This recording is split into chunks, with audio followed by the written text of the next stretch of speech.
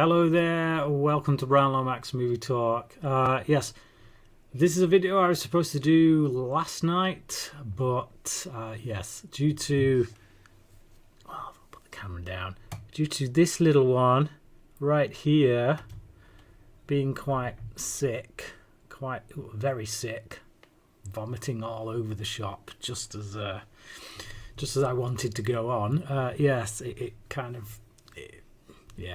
it weren't happening, let's just say that. So yeah, for this video I wanted to, this is something that I've wanted to do, to be honest, ever since my friend CP, who any viewers to my channel will probably know. Every year he does a ranking video. He kind of, I forgot the name of it now, he has a name for it, but he basically lists all the movies. Oh, the list, that's what he does, he calls it the list. He lists all of the movies he's seen, and he ranks them in order, and the thing is, I've done away with my top 10 of the year in favour of doing my Lomax Movie Awards show. So I figure if I do this ranking, this isn't necessarily going to bring you to my top 10, because I'm not done watching movies from 2021 yet. There's a lot of movies from 2021 I want to see before I make my final definitive, this is my top 10. And that's, you know, that's why I have the Lomax Movie Awards, and they will be coming eventually at some point in the next few months. But until then, yeah, I'm just going to go through the 48. If you look at the description, it actually says 47, but that's because of last night. It was 47. Today I watched Malignant, as it happens. So that has now brought my list of movies from 2021 up to 48. So that will appear on the list somewhere. Stay tuned for that one. So yeah, that's basically what this is going to be. I'm just going to go through the 48 new releases I saw in 2021, whether it be at the cinema, Netflix, Amazon, whatever. They were released in 2021, and I'm going to rank them worst to best. So yeah, you know the drill. Let's crack on. Just say hi to some people in the chat. Liam, who's first up. Hi, Liam. Sean Sheridan.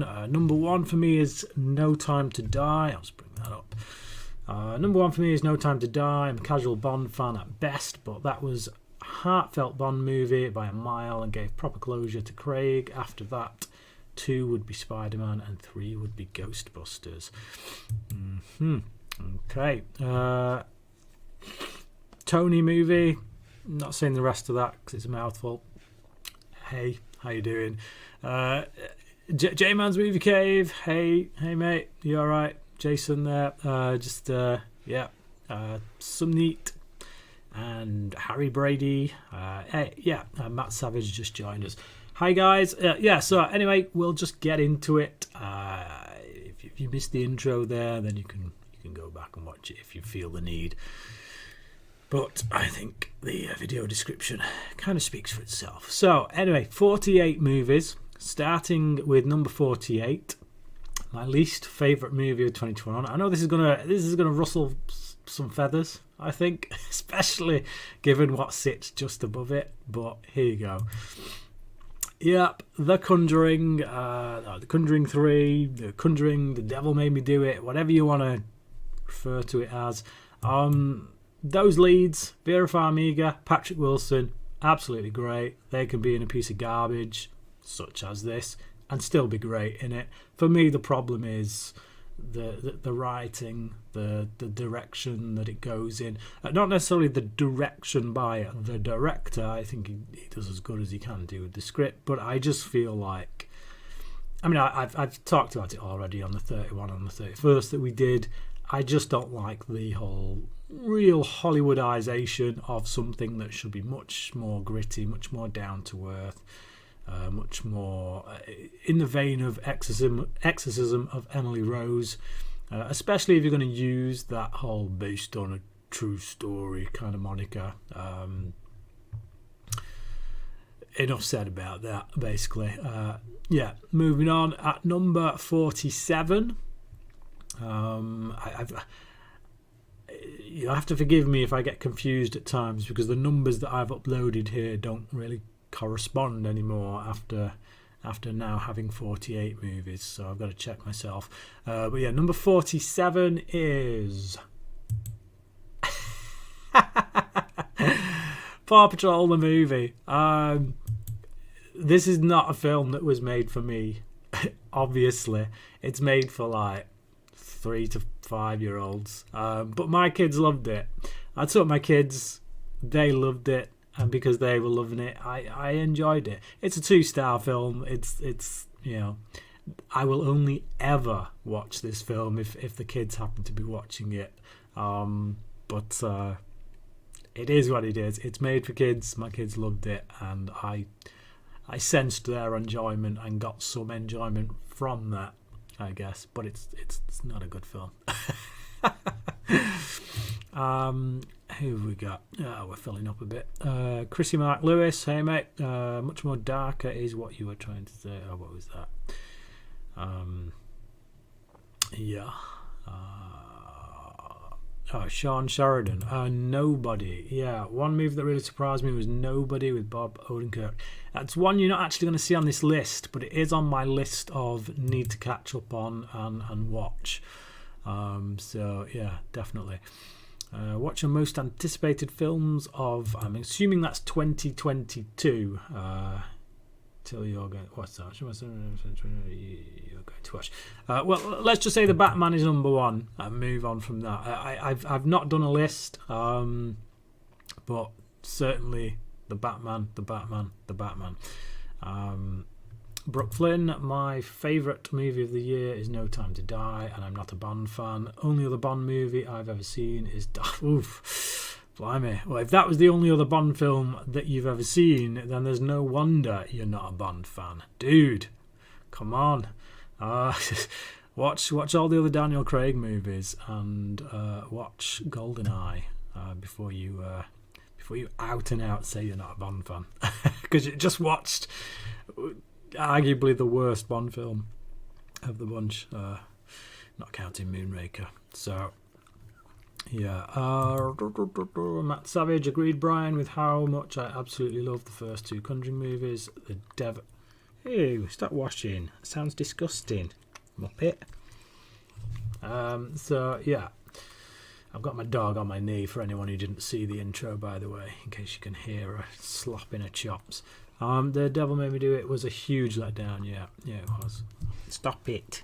She does this thing where she starts licking her chops, and it's disgusting. I hate the sound of it. It's gross. Stop it, Jilly. Stop it. Yeah. Okay. I'm going to end up getting caught up in all the comments, so I need to get on with this because we've got another 46 to go. So at number 46, we have got The Fast and Furious 9. This film just felt soulless to me, not helped by the fact that there is no Dwayne Johnson.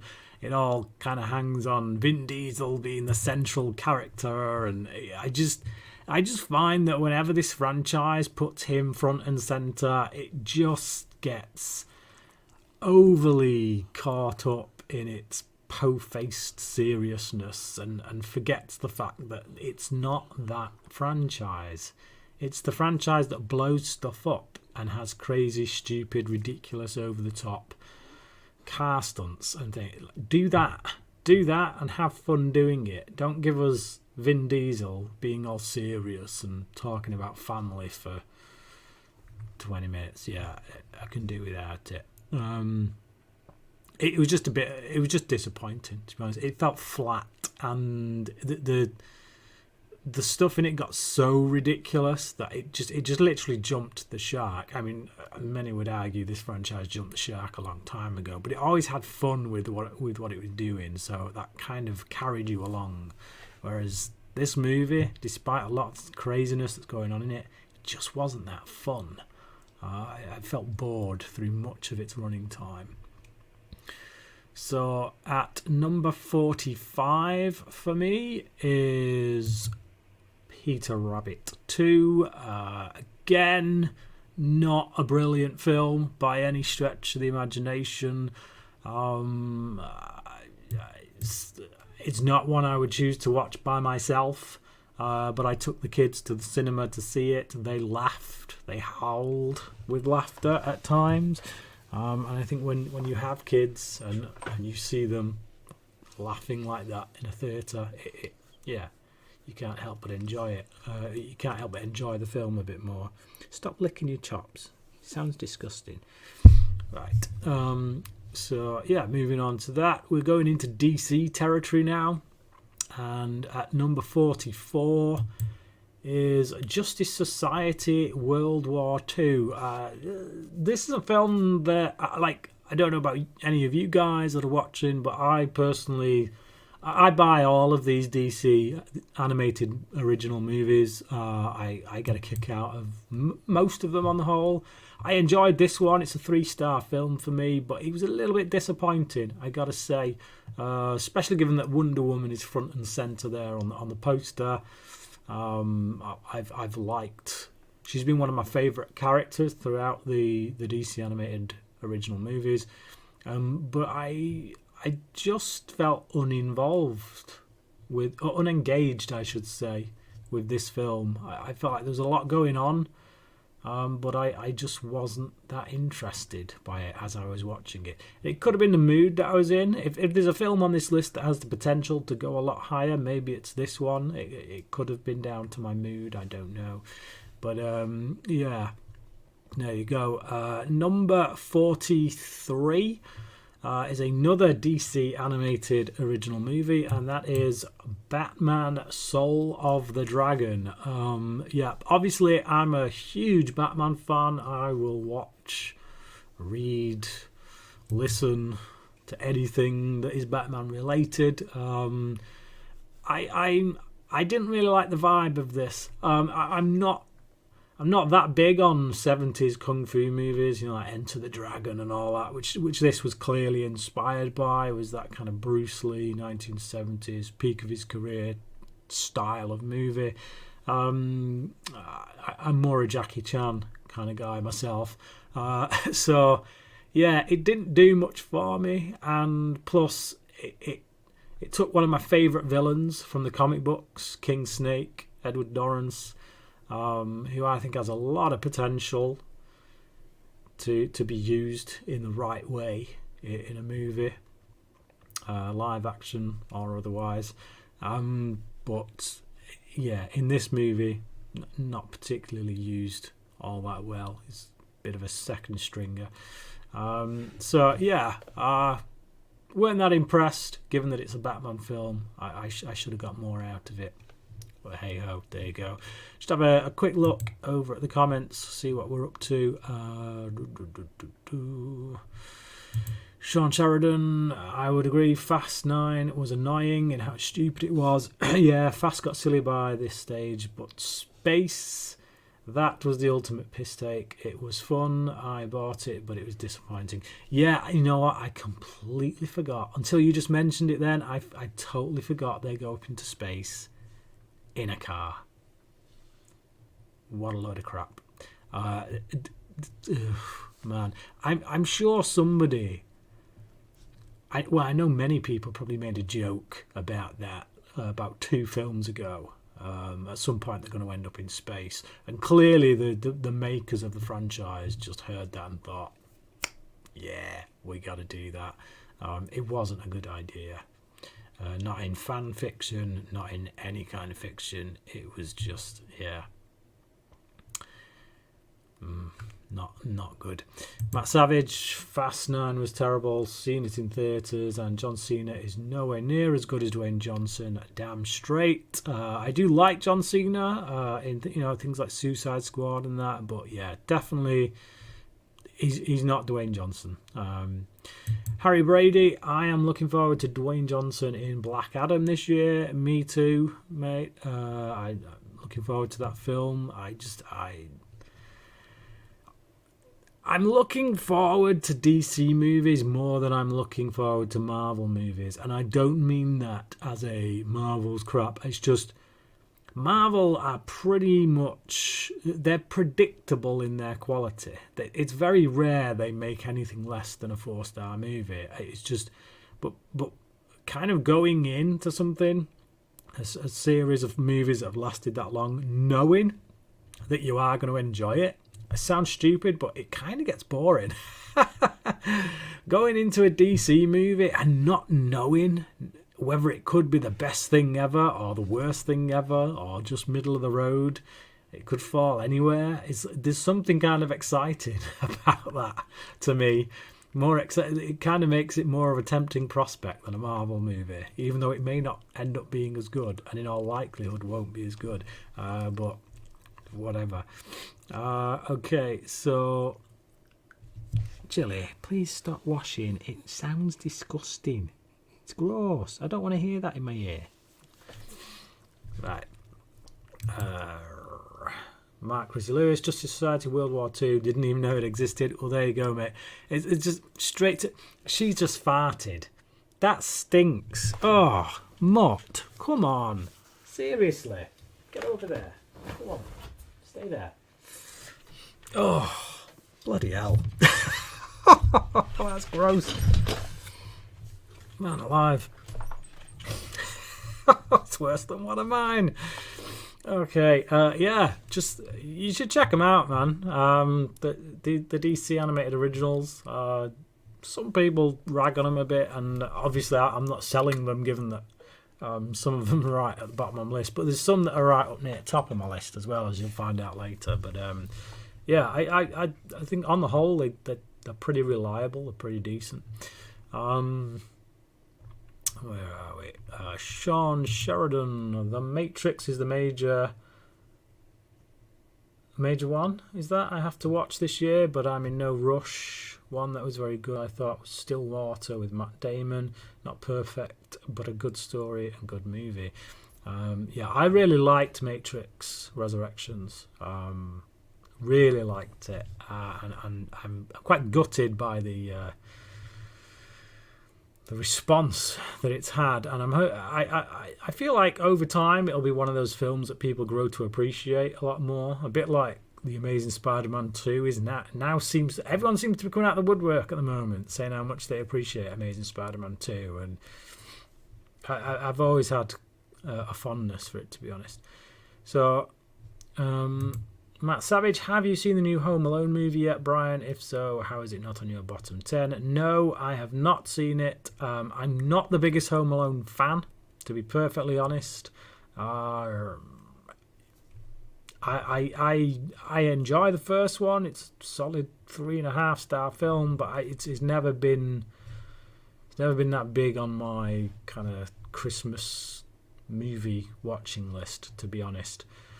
And I have no wish to check out what looks like an absolute abomination based on what everyone's said. So, yeah.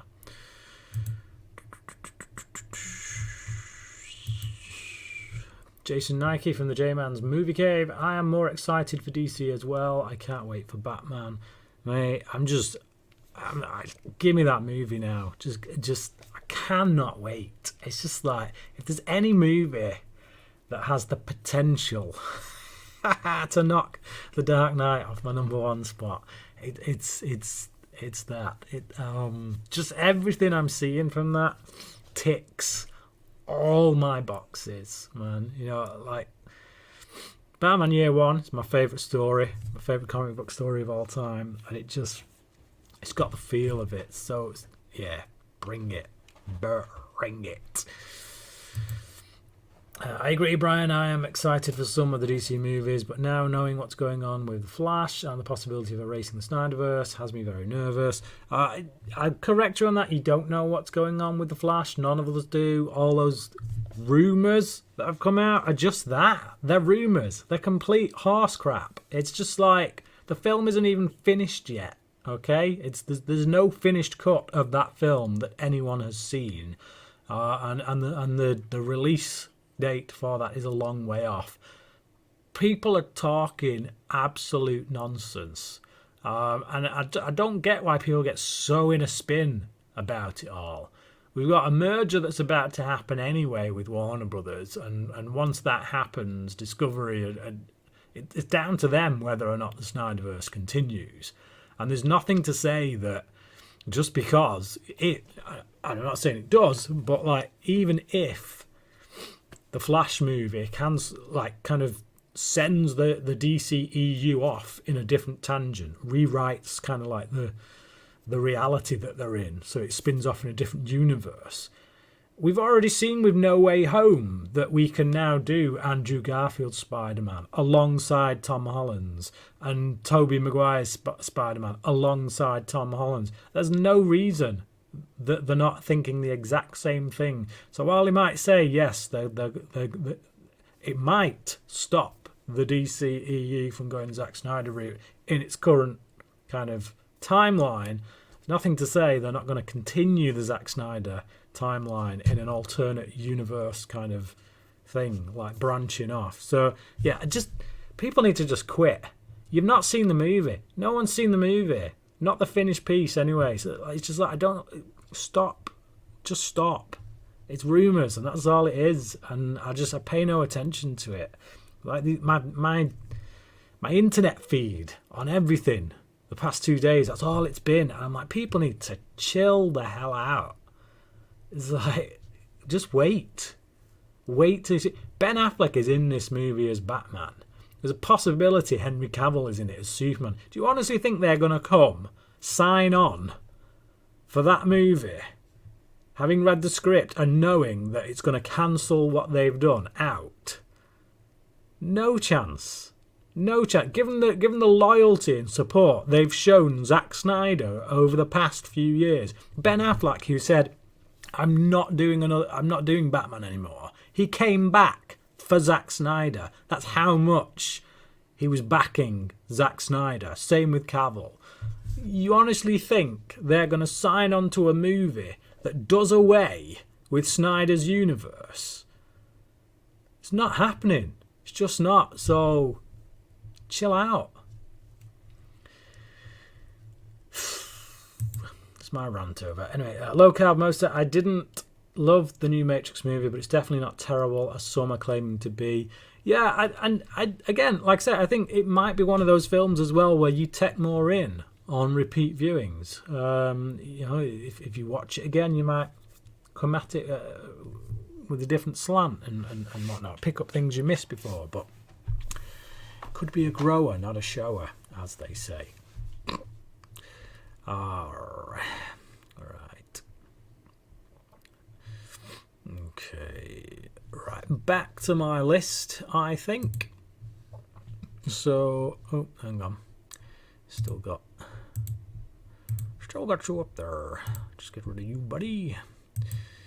All right. What have we just done? We did Batman Solar Dragon. Right. Okay. So number 42 in my ranking is Jungle Cruise.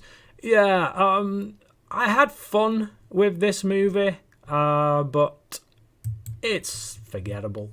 It's so It's just, it swings by on the charm of Dwayne Johnson and the acting talent of Emily Blunt, both of whom I could watch painting a wall, and they would probably make it entertaining.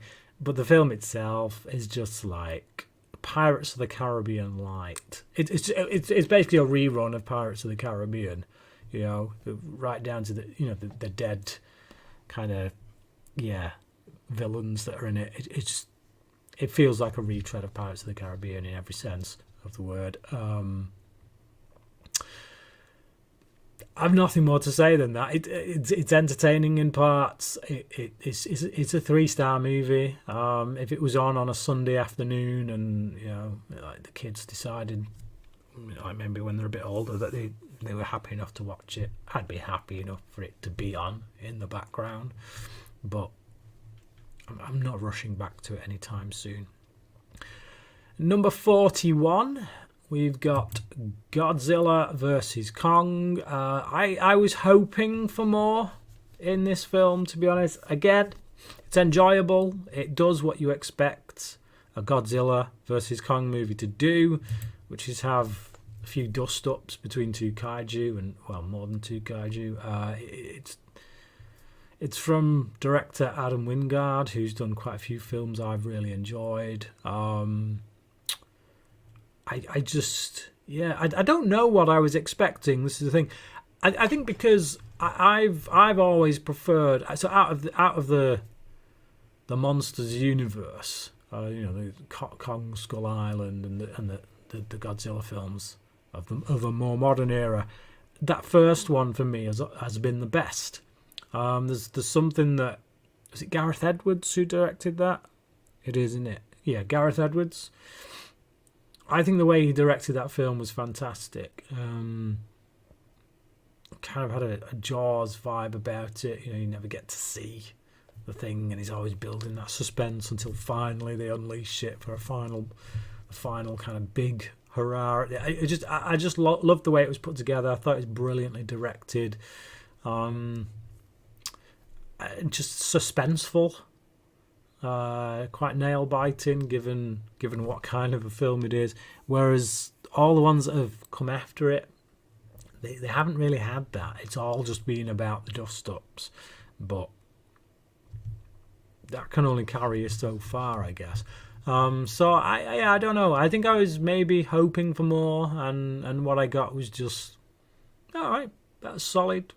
Again, passes the time. It's entertaining, but am I going to remember anything about it other than a big gorilla hitting a big lizard?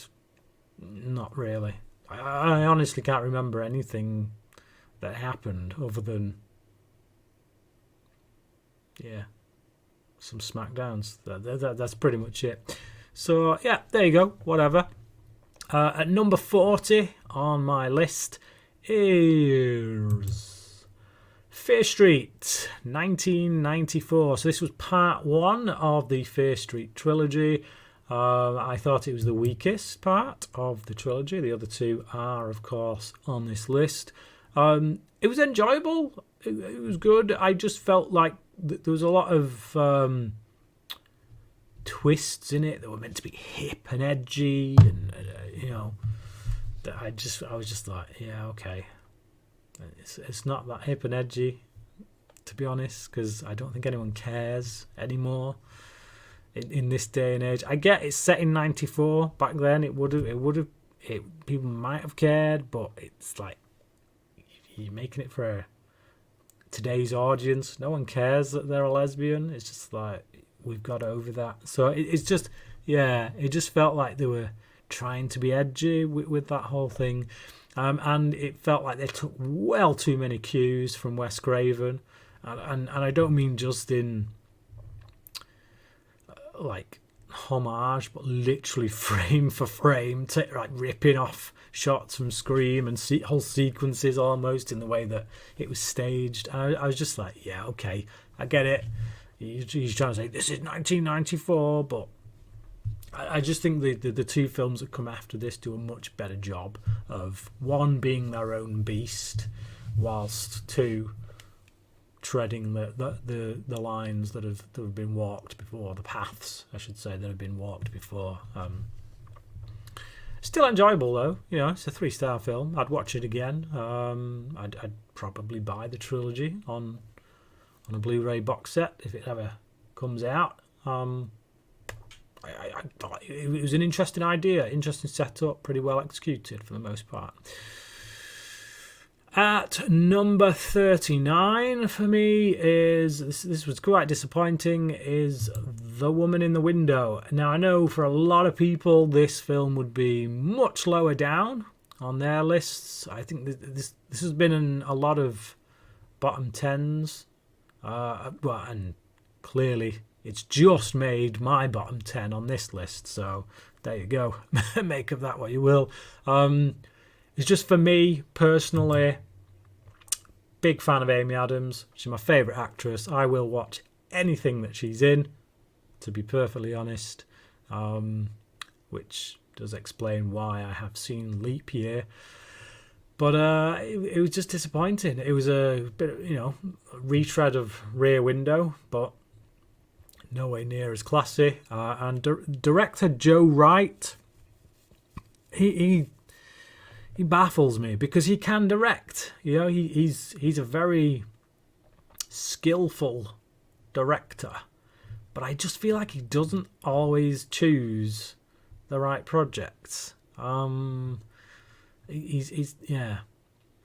He needs to make better choices, because this, I look at it, I watched it, and I just thought, why did you pick this? What were you hoping this was going to do for you as a director? Because it's just there's nothing original about it, and the twist that happen, yeah, you see that coming a mile off, like literally first third of the film, you already know. You already know who the killer is. It's, yeah. Whatever. Okay, back to the comments. Amy Adams was great in it, by the way. She was still really good. And there was some really grisly moments towards the end, which kind of bumped it up for me, because it's just like, ooh. But yeah, bit run-of-the-mill, to be honest. If I'm being perfectly honest, I would...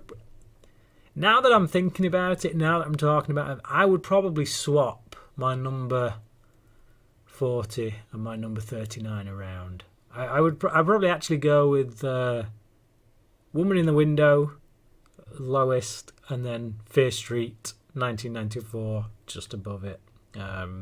Because, yeah, now that I think about it, I think I am more likely to watch Fear Street 94 again over Woman in the Window. So there you go. Aaron Anderson, what's up? Hey man, how you doing? Nice to see you in the chat. Godzilla versus Kong. Human characters were forgettable other than the little girl. I like her bond with Kong and Godzilla fighting like Freddy versus Jason. Not great, but fun. Yeah, I agree with that, Sean. I think the little girl was kind of the key to it, I think, and they should have played on that a lot more. And the trailer seemed to give the impression that so much hinged on that relationship.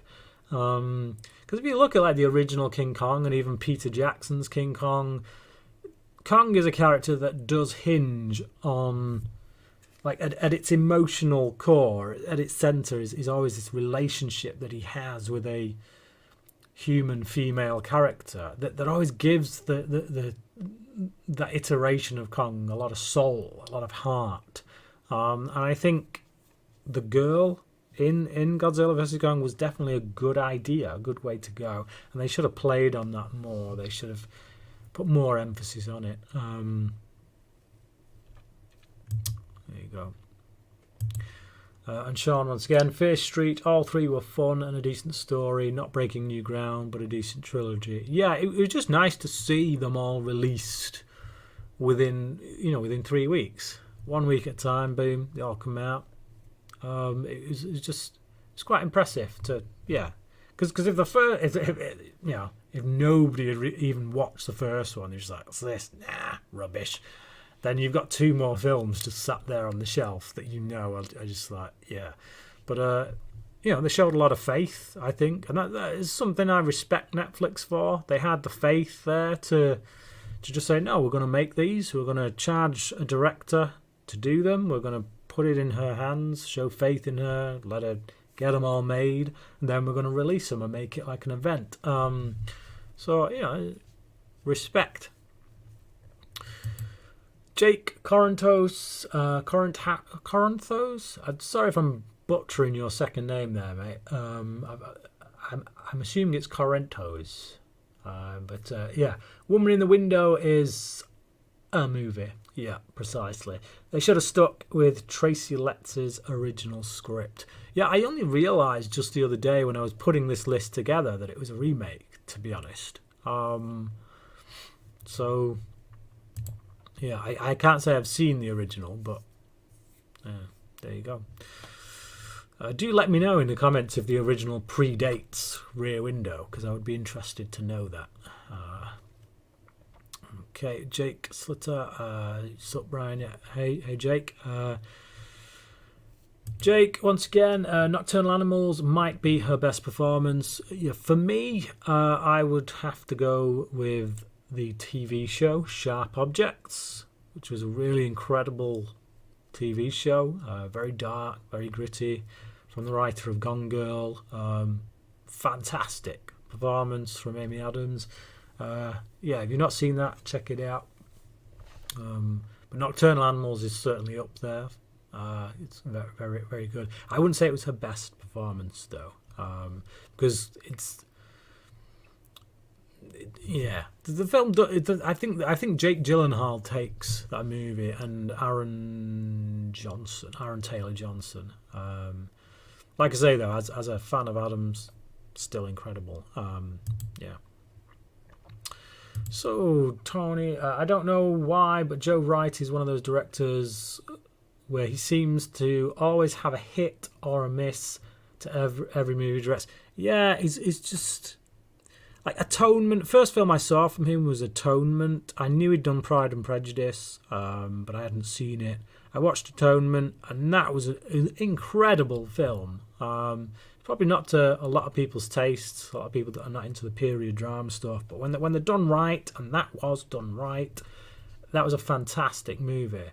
Because of that, I went back and watched Pride and Prejudice that he'd done, which a lot of people raved about, and it was just rubbish, to be honest. There was no heart to it, no soul.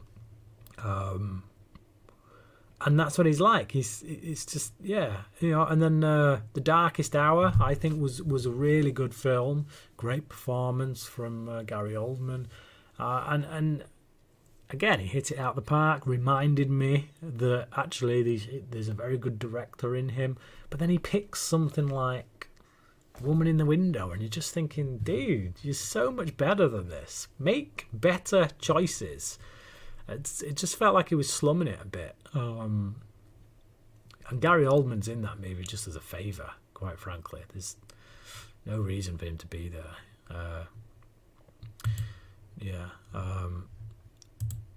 Amy Adams is a fantastic actress and is in my top 3 favourite actresses of all time, and she seriously deserves an Oscar award. Absolutely. Totally. 100% agree.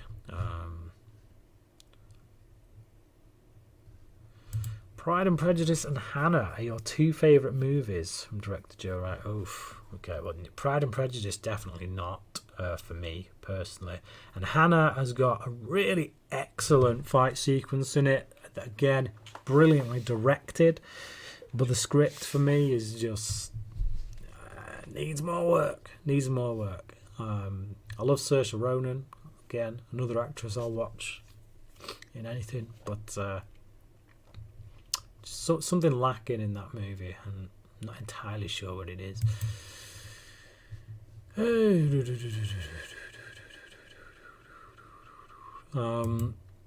Matt Savage, what movie do you actually think she deserves an Oscar for? I think she deserved the Oscar for The Fighter, Best Supporting Actress, and just great performance.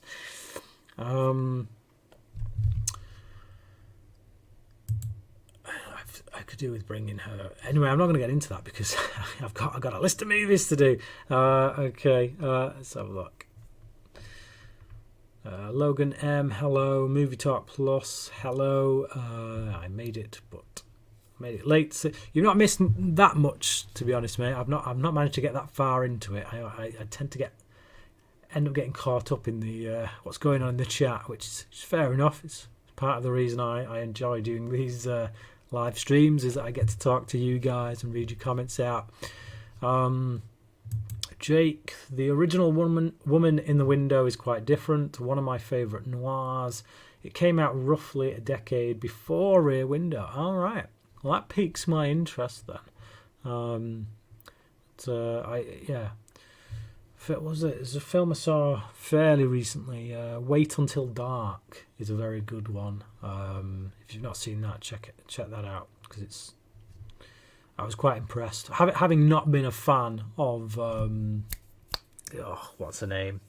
Breakfast at Tiffany's. Hepburn. No, is it Audrey Hepburn? No. It's gone.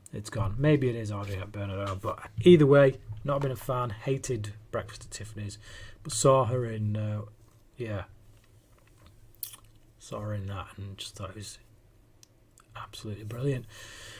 Right, let's get back to my list, shall we? Otherwise we're going to be here all night.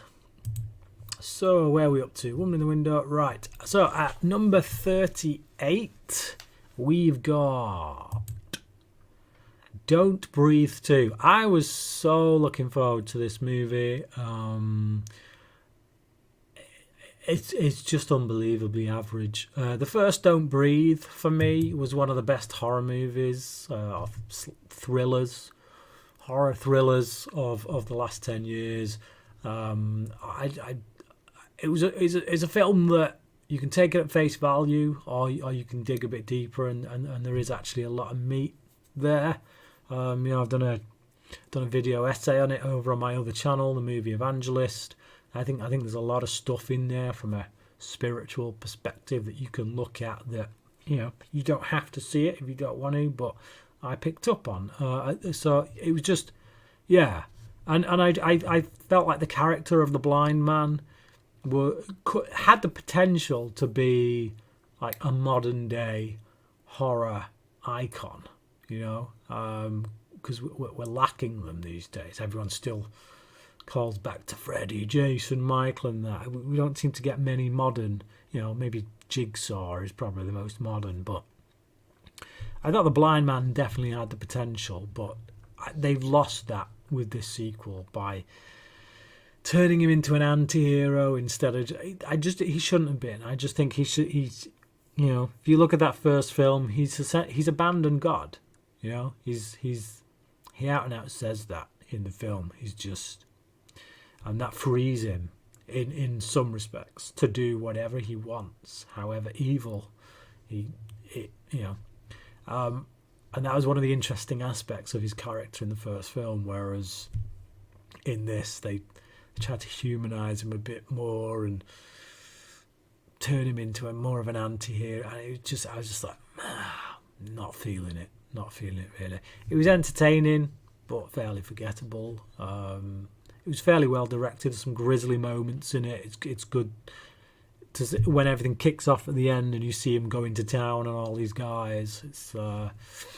But I wanted more, given how much I loved the first one. So yeah, at number 37 on my list of the 48 movies that I saw in 2021, new releases that is, we have what I think is quite an underrated film, which is The Little Things.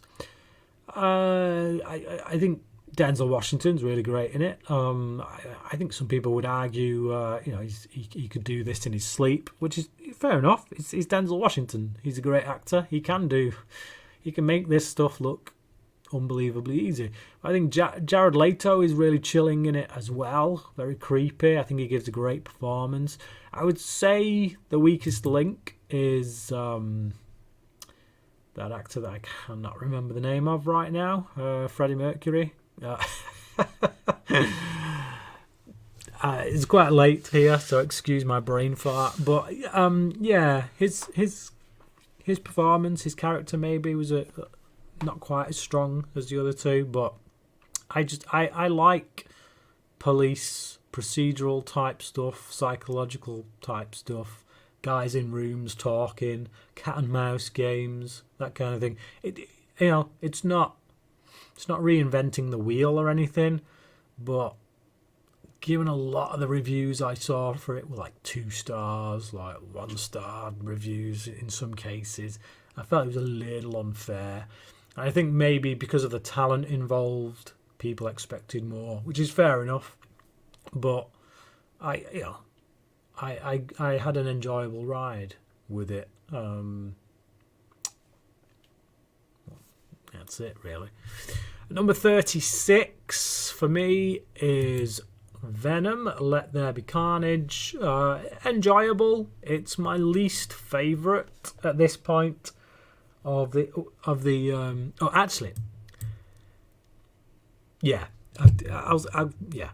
it is my least favourite of the Venom / Spider-Man movies.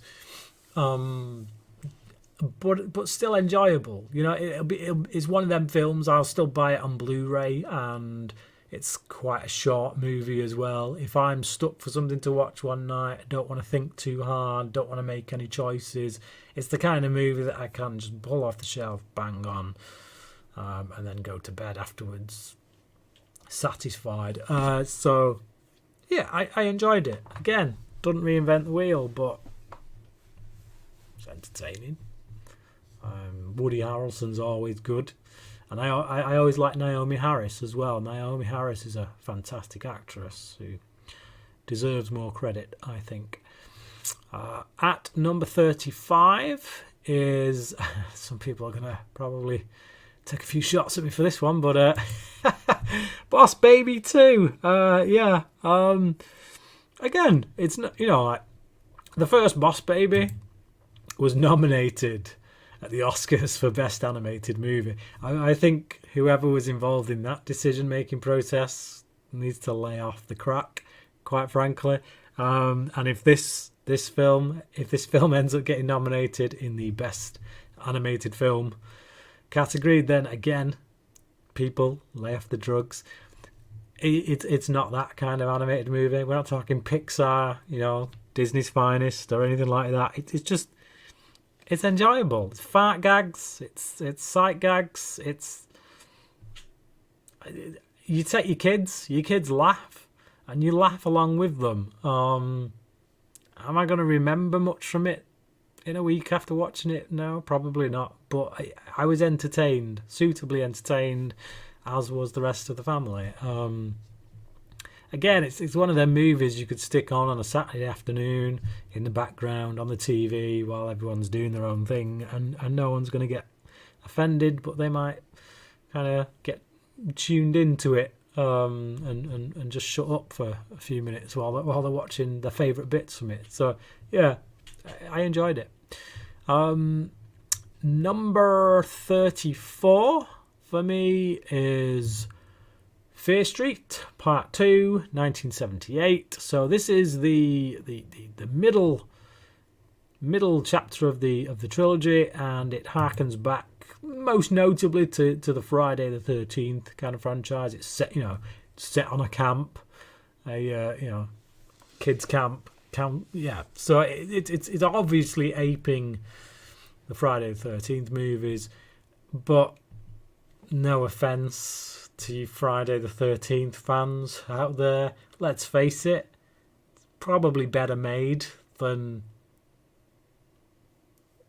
any Friday the 13th movie. I'm not the biggest fan of that franchise. What can I say? It's schlock, and it's not really made by people who are known for their fantastic filmmaking talents. I liked it. I was quite impressed by it. It was a step above the first one for me. It got me more hooked into the central story by this point, where actually I was looking forward to chapter 3 based on the strength of this. And on that note, at number 33 is Fear Street Part 3, 1666.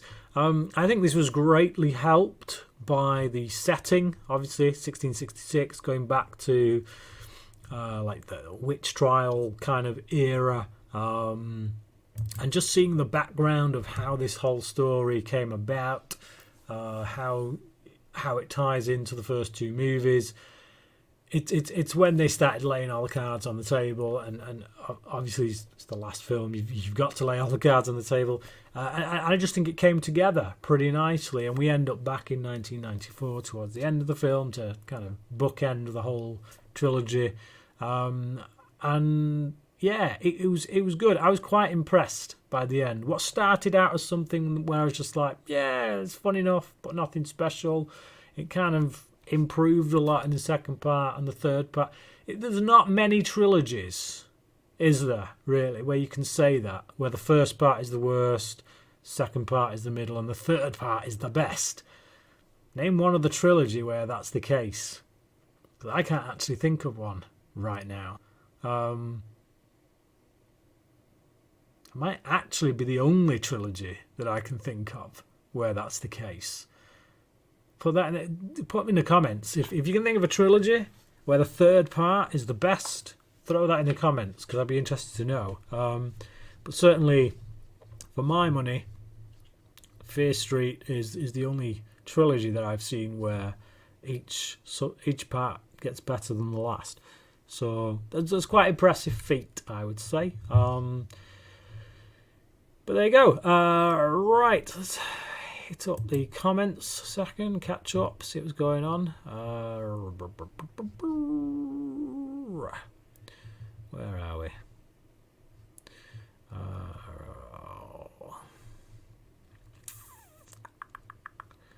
Right. Okay. So, Jake, wait until dark is Hepburn at her best. Yeah, certainly from what I've seen. Anyway, I think I've seen about 4 Hepburn films. That's definitely my favourite. She was a better actor in her later years than she was when she was younger. Adam Arkin is on fire in that movie too. Yeah, totally agree. Alan Arkin was great in that film. Just playing the multiple characters. Yeah. Yeah. For those who haven't seen it, check it out. Hepburn plays this blind woman. She's got something in the house that these goons are after. So they go in there pretending to be different people to try and get at it. It's not as comical as that sounds. It's actually more of a thriller, but it's quite entertaining. It's got one of the best jump scares as well. Not being a fan of jump scares personally, there are a few. They're few and far between, but they're actually pretty effective. And there's one in that movie that's pretty decent. Aaron, has anyone heard from CP&Y? I don't want to address that because I don't think it's my place to say, but yeah. CP's been very vocal about his health conditions, and I think he's doing okay, but it's obviously he could be better. So if you're a praying man, just pray for him. Send him your love. He's we care about him, so tell him as much. Let him know. Right, Sean. Don't Breathe 2 I bought, still to watch, not because of word of mouth, but just have not got around to it. First one is very good. Yep. There's an answer for you. Aaron, he does Twitch streams every now and then, but I haven't caught any of them.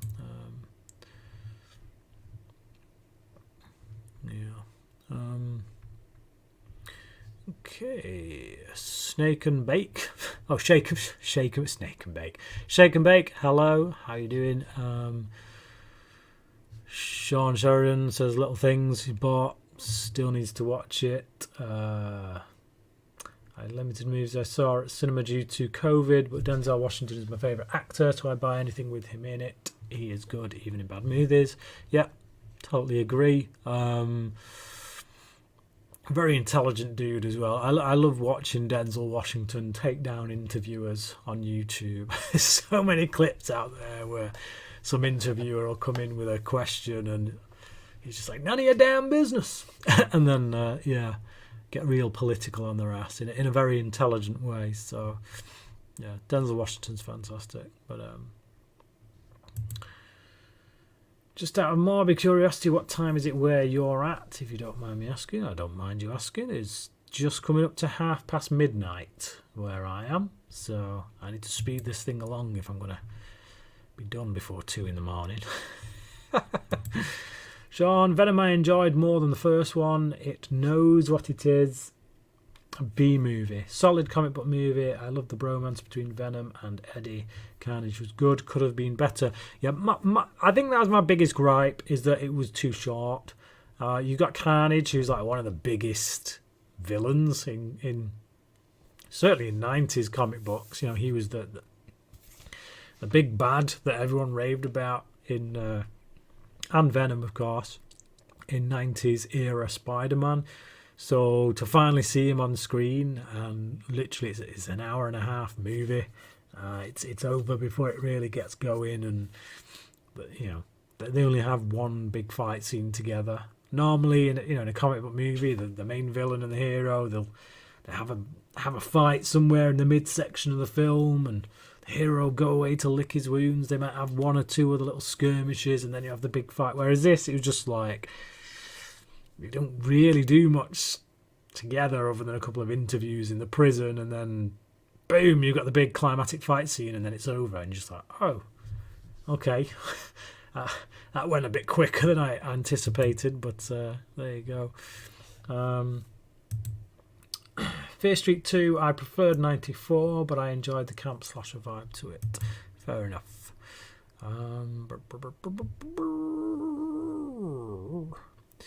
Right, let's have a look. Movie Talk Plus. Planet of the Apes goes 2, 3, 1 for me.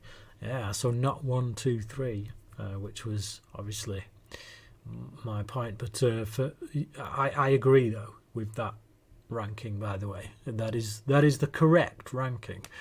1666 I liked, but my least favourite of the three. Okay, fair enough.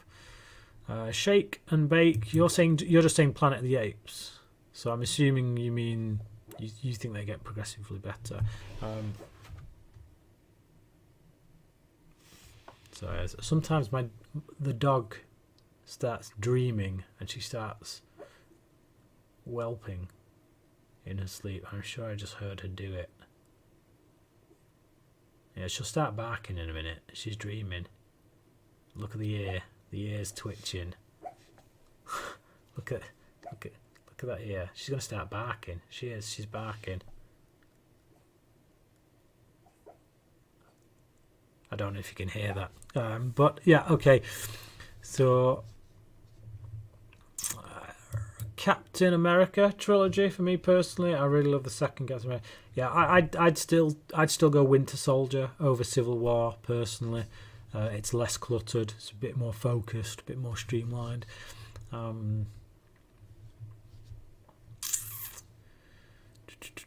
Nicholas Winding Refn did a trilogy. Oh yeah, the Pusher trilogy. I've still not seen that, but I would like to. I would say I'm a moderate fan of Refn. He is a director that I do want to watch everything he's done, but he can. When he swings big. Let's say that. So if you're gonna fall on your ass, at least do it reaching for the stars. So can't fault him in that regard. But, who would win in a fight, Black Adam or Superman? Superman. Come on. It's not. Yeah, Matt. Precisely. Is that a serious question? Come on. Right, okay, the new trilogy, War was my favourite, then the second. Okay. Dark Knight trilogy was epic, but it kind of goes 2, 1, 3 for me. Although all three currently sit in my top 3 movies of all time. So, there you go. Right, let's get back to it. We've done the Fear Street films. Okay, at number 32. This may disappoint some people, but it's Halloween Kills. I'm kind of past the whole Halloween thing now. Many of the fans kind of tainted it for me with their toxic kind of fandom. But, I still think I preferred this one over Halloween 2018. It's got issues. It's got a lot of issues. But I still enjoy. None of those issues to me were quite as annoying as the whole Sartain thing in 2018. But it does have a lot of niggly kind of issues. It's nothing special.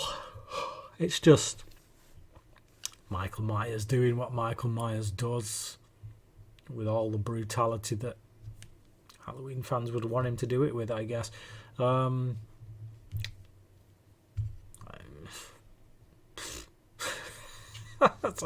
That's all.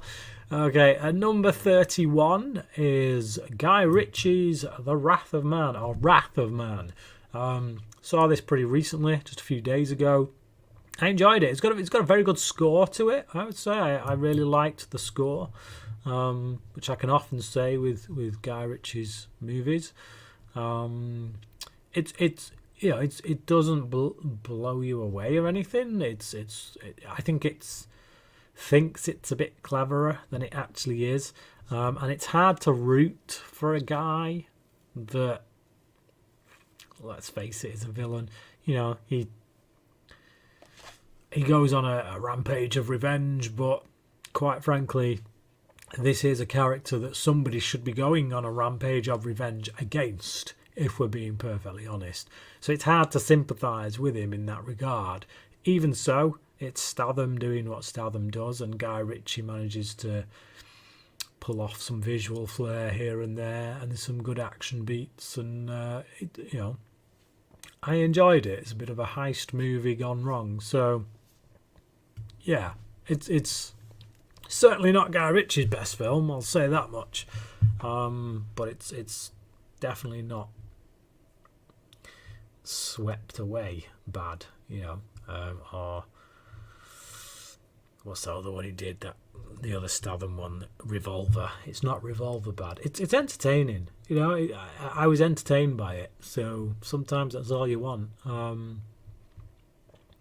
Number 30 is Free Guy. I enjoyed this more than I was expecting to. Again, it's nothing particularly special. It's quite forgettable in many ways. But I enjoyed it. I watched it with my wife, and we both kind of laughed at it. We both enjoyed the main character, and it was fun. Nothing more than that, really. At number 29 is what was it called again? The Tomorrow War. That was it. For some reason, I wanted to call it the Tomorrow People then, but that was a children's show from the 90s, I think. Okay, or the 80s. Either way, I thought this was underrated. Really underrated. I enjoyed it. I liked the concept. I liked Chris Pratt in the main role. Again, it's not the best science fiction movie you're ever going to see, but as a sci-fi fan, an action movie fan, I really enjoyed it. It was a cool concept. I would be happy to see a sequel. If they make a sequel, I'll watch it. I think people were quite harsh on the film. I don't really understand why. A lot of people acted like it was just an absolute turd. I disagree personally. If I probably wouldn't buy this full price on Blu-ray, but then again, I don't really buy many films full price on Blu-ray these days. I wait till they come down. But if I see this, going for like a $5 or whatever at some point, I'll probably pick it up. I enjoyed it. We're back into DC animated original movie territory now with number 28, which is Injustice. Now, I think for me, with this particular movie, I have the benefit of not being a gamer, and therefore having never played the game Injustice: Gods Among Us. So, for me personally, I was able to come to this movie purely on its own terms. I had nothing to sway me either way with regards to, is it a good interpretation of the game? Is it not? Who cares? I don't know, because I've not played the game. I've not read the comic books for it. So I think that's probably why I was able to enjoy it more. When I talked to people who've played the game, they were really disappointed by the movie. And that's fair enough. It's all subjective. If you've played a game that's taken you days to complete and you've been invested in it, then a less than 90-minute movie probably isn't going to do it justice. So that's fair enough. But again, just reiterate, never played the games, never read the spin-off comics, so I didn't have any of that baggage. So for me, I just came to the movie on its own terms, and I really enjoyed it. As a Batman fan, as a Superman fan, as a Wonder Woman fan, it yeah, pass the time pretty nicely.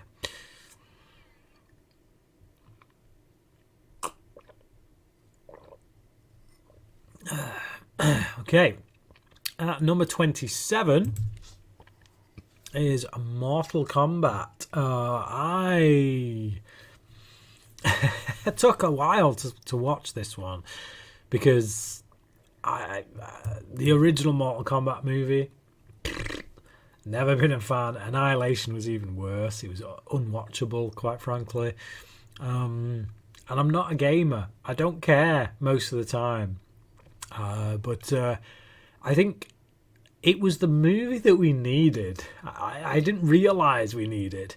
Coming out of COVID, I think we've kind of gone back into the whole COVID thing now, and I'm sick of talking about bloody COVID, to be honest. But just coming out of COVID, time's been really heavy, and everyone's feeling like the world's on the shoulders, and this movie was unabashedly, unapologetically 90s. It felt like it was in the wrong era, but at the right time.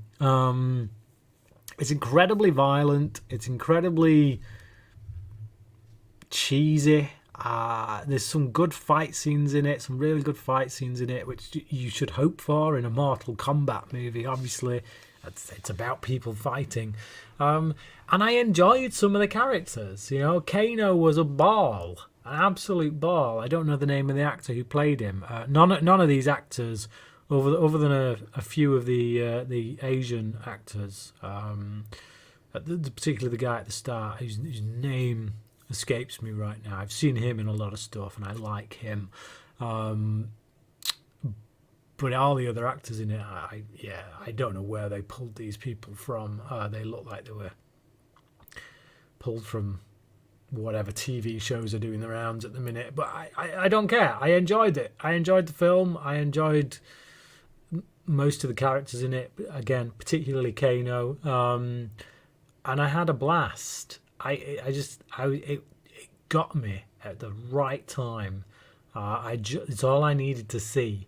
I just needed to see people beating seven bells out of each other, a lot of bloodletting, a lot of violent kind of death sequences, and not taking itself too seriously, having a blast with it as it went. So yeah, Mortal Kombat. Who knew it was going to be that entertaining? Okay, so at number 26, I only watched this film today, just today. If you look in the description, it says 47 movies. Actually should say 48 because this one just got added, and it is Malignant. James Wan doing what James Wan does, really. It's an episode of the X-Files. I saw the twist in this film coming a mile off. Certainly within the first half hour of the film, I'd pretty much worked out what was going on, and I think that was mostly because of the X-Files episode called Humbug, which is about it's about what do you call them, Siamese twins, joined twins. But one of the twins is just this kind of little mutant, like tiny guy. He's more like a cancer growth, but he can detach himself from the body of his brother and go off on a killing spree, only to return back. And yeah, for whatever reason, that episode just popped into my head fairly near the start. You think malignant tumor, and just I don't know. For whatever reason, I could just see that twist come in a mile off. It didn't feel that original to me. I felt the haunted house style stuff at the beginning was, again, I've seen it before. I've seen James Wan do that before. It's effective. He does it well.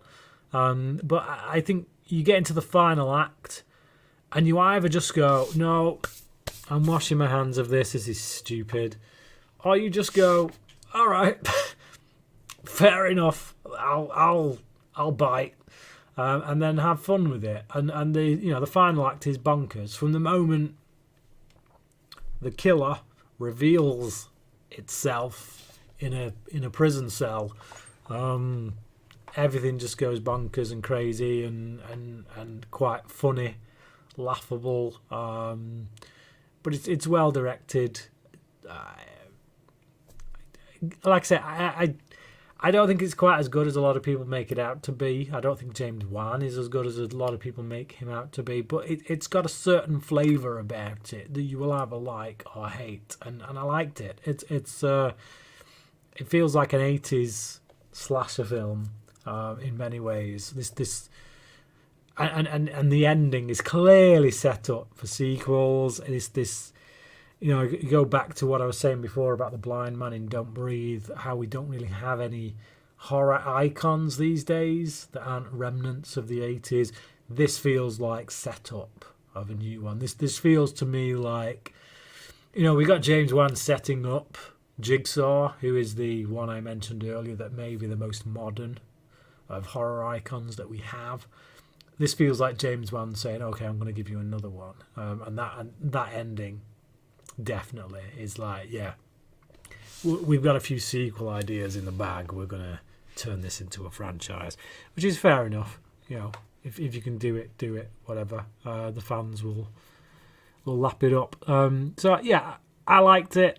It was interesting. It was a nice idea, but not wholly original, not as original as some might have you believe, but fun movie, definitely a fun movie. So, back to the comments. Let's have a look. What? I just, sorry. No. Annihilation was terrible. No, man. No. Go to my Movie Evangelist channel and check out the video essay I did on Annihilation. And I'm not saying it's going to change your mind, but that's personally why I loved the film. And why it was actually my favourite film of the year, in the year that it was released. No, you're talking about a Mortal Kombat Annihilation. Sorry, mate. This is why I should keep on the comments as I'm talking. Mortal Kombat Annihilation. Yes, on that we agree. Annihilation was terrible. Mortal Kombat Annihilation was terrible. This is why I should go back on the comments and see where that comment came from rather than, yeah. Anyway, let's see, where are we? I've missed quite a lot by the look of it. Jack Petrie, nice to have you in the chat, mate. Hey, Brian, just arrived. Not sure where you are up to in the rank. Wondered if you were excited for the release of the new Scream next... Is that next week? Wow, that suddenly crept up on us. Then yes, I am. The trailer we got, it got me on board, I've got to say. I'm a big Scream fan. I think it's one of the best slasher franchises. The two best slasher franchises of all time. For me personally, it's subjective, Psycho, and Scream. So yeah, I'm excited by it. The trailer made me excited. So. But at least two of those three main characters have got to die, man. They've got... Yeah, it's about time. At least one. Come on. Okay. Liam, Free Guy is my number one. Okay. Fair play to you, mate. I enjoyed it, but... Seriously? You're number one? All right. Yeah, Shake and Bake. The Halloween cult sucked the hype out of the anticipation of the release of Kills, unfortunately. Yeah, big time. Low Carb, Wrath of Man was a very good flick. Yeah, so it's definitely worth a watch. I enjoyed it. It's quite enjoyable. Sean Sheridan, you preferred Halloween 2018. Fair enough. Yeah, that evil dies tonight. Yeah, that's a meme, innit? Like, you can't tell me they weren't making that and thinking this is going to be a meme at some point. It has to be. But yeah, that was super annoying. Evil dies tonight. Who would win in a fight? Robert Pattinson's Batman or Tom? Robert Pattinson's Batman versus Tom Holland's Spider-Man. Batman, clearly. The answer is always Batman. Because Batman is the one who uses his noggin to work out his opponent's weaknesses and exploit them. He's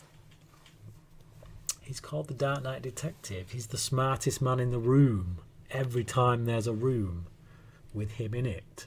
So, yeah. The answer's always Batman. If you can be yourself, then be yourself. Unless you can be Batman, then be Batman. That's a sign that I've got on my wall. Okay, Sean. Free Guy, I really enjoyed. Love Ryan Reynolds, so there is that. Yeah, I love Ryan Reynolds as well. There's another movie that is on this list at some point where it's like heavily criticised because it's Ryan Reynolds being Ryan Reynolds. It's like, well, yeah, that's what he does. You either like it or you don't. Don't go and watch a movie with Ryan Reynolds in and then complain if it's Ryan Reynolds doing Ryan Reynolds. Okay, Matt Savage, Free Guy is definitely something special in my opinion. Ryan Reynolds' best movie since the first Deadpool, and it's in my top 5 favourites of the year. I'm also a big video game guy, so that helps. See, that's the thing. I'm not a video game guy at all. A little bit in the mid-90s, but it didn't last long. So, yeah, Harry Brady, The Tomorrow War was underrated. They are planning to make a sequel to the first film with Chris Pratt. And that's good. I'd be interested in that. Yeah, Tomorrow War, I thought it was decent. I'm very interested to see where they go in the sequel. Me too. I don't think Mortal Kombat is a good movie, but super fun. Did the games justice, in my opinion. Yeah, I agree with that. You know, I never sat there throughout thinking, oh, this is A-level movie. It's not even B-level movie. It's like it's B minus. It's just, yeah, it's not a good movie, but it knows what it is, and that's the key. You know, you think about the difference between Mortal Kombat and Fast and Furious 9. Fast and Furious 9, it seems to have forgotten what it was, and I think I think you can blame Vin Diesel for that. Whereas Mortal Kombat knows what it is.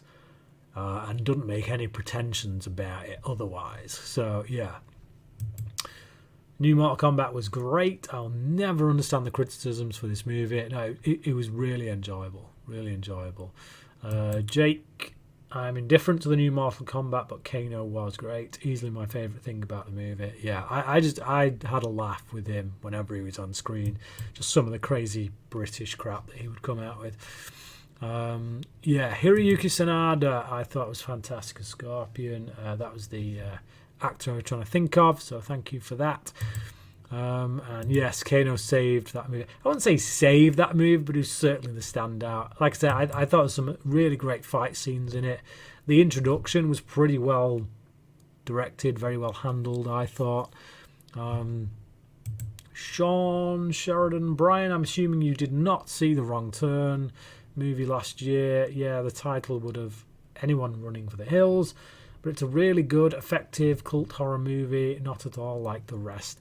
Yeah, I stayed away, man. I've only seen the first Wrong Turn, and the first Wrong Turn is basically a Texas Chainsaw Massacre movie without the Texas Chainsaw Massacre title, so I think we all know how I feel in that regard. Yeah, I will stay away from that franchise for as long as I can get away with it. Let's face it, at some point the boys will rope me in for it with 31 on the 31st, but I will stay away as long as I can. Oh, no. Art the Clown has potential to be a new horror slasher icon, but we have to... No. I despise that film. Despise it. I mean, he's already been in 2 films anyway, because obviously Terrifier wasn't the first film that he was in, but I can't remember the can't remember the name of the first one. I have no wish to see it. Hated Terrifier with a burning passion. It was my least favourite film of the year and would be in my top 10 worst movies ever made, to be honest. Hated it.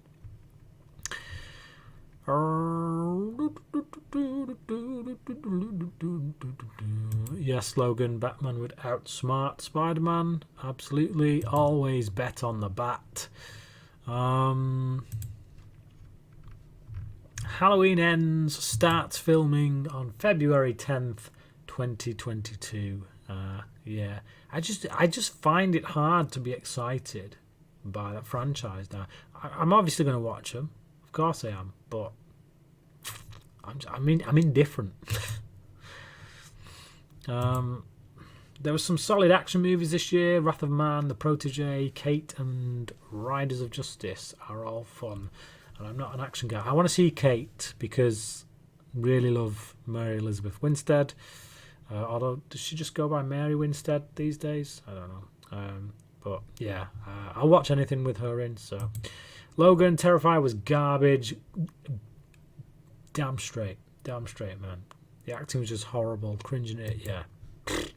Spit on that movie. I wouldn't pee on that movie if it was on fire, quite frankly. Right, let's get back to it. So we had Malignant at 26. At number 25, we've got Army of the Dead by Zack Snyder. A film that went on just a bit too long for me, but still a very enjoyable ride. I really like Dave Bautista, to be honest. I find him to be a good presence in movies. I think when you use him well, then yeah. I just think some directors know how to use him, and he would be my, if Snyder was to continue with his DC stuff, or even if James Gunn was to be able to do it, then Dave Bautista would be my first choice for Bane. I want to see Dave Bautista playing Bane. If not in a Batman movie, then in a Suicide Squad movie. But don't kill him. You kill Bane, I'm coming for you. He was done justice with Tom Hardy and the Dark Knight trilogy, but he's very, very rarely done justice anywhere else on screen, if ever, to be honest. So, yeah. Let Dave Bautista play Bane. Let him do him justice. Don't cock him up. I'm talking to the director, not Bautista, because I think Bautista could kill it. Number 24 is Red Notice. Look at those three leads. Look at them. Stunning. Excellent. Fantastic. You know what you're getting. Okay, if you walk into this movie and you don't know what you're going to get, then you're an idiot. I'm sorry, but it's just the way it is. I go to any Dwayne Johnson movie, I want to see Dwayne Johnson doing what Dwayne Johnson does. I went to any Ryan Reynolds movie, I expect to see Ryan Reynolds doing what Ryan Reynolds does. You put the two of them together, you get in this movie what I would expect you to get when you put those two together. Throw in the stunning Gal Gadot, who again, very easy on the eyes, but also a lot of charm, a lot of charisma.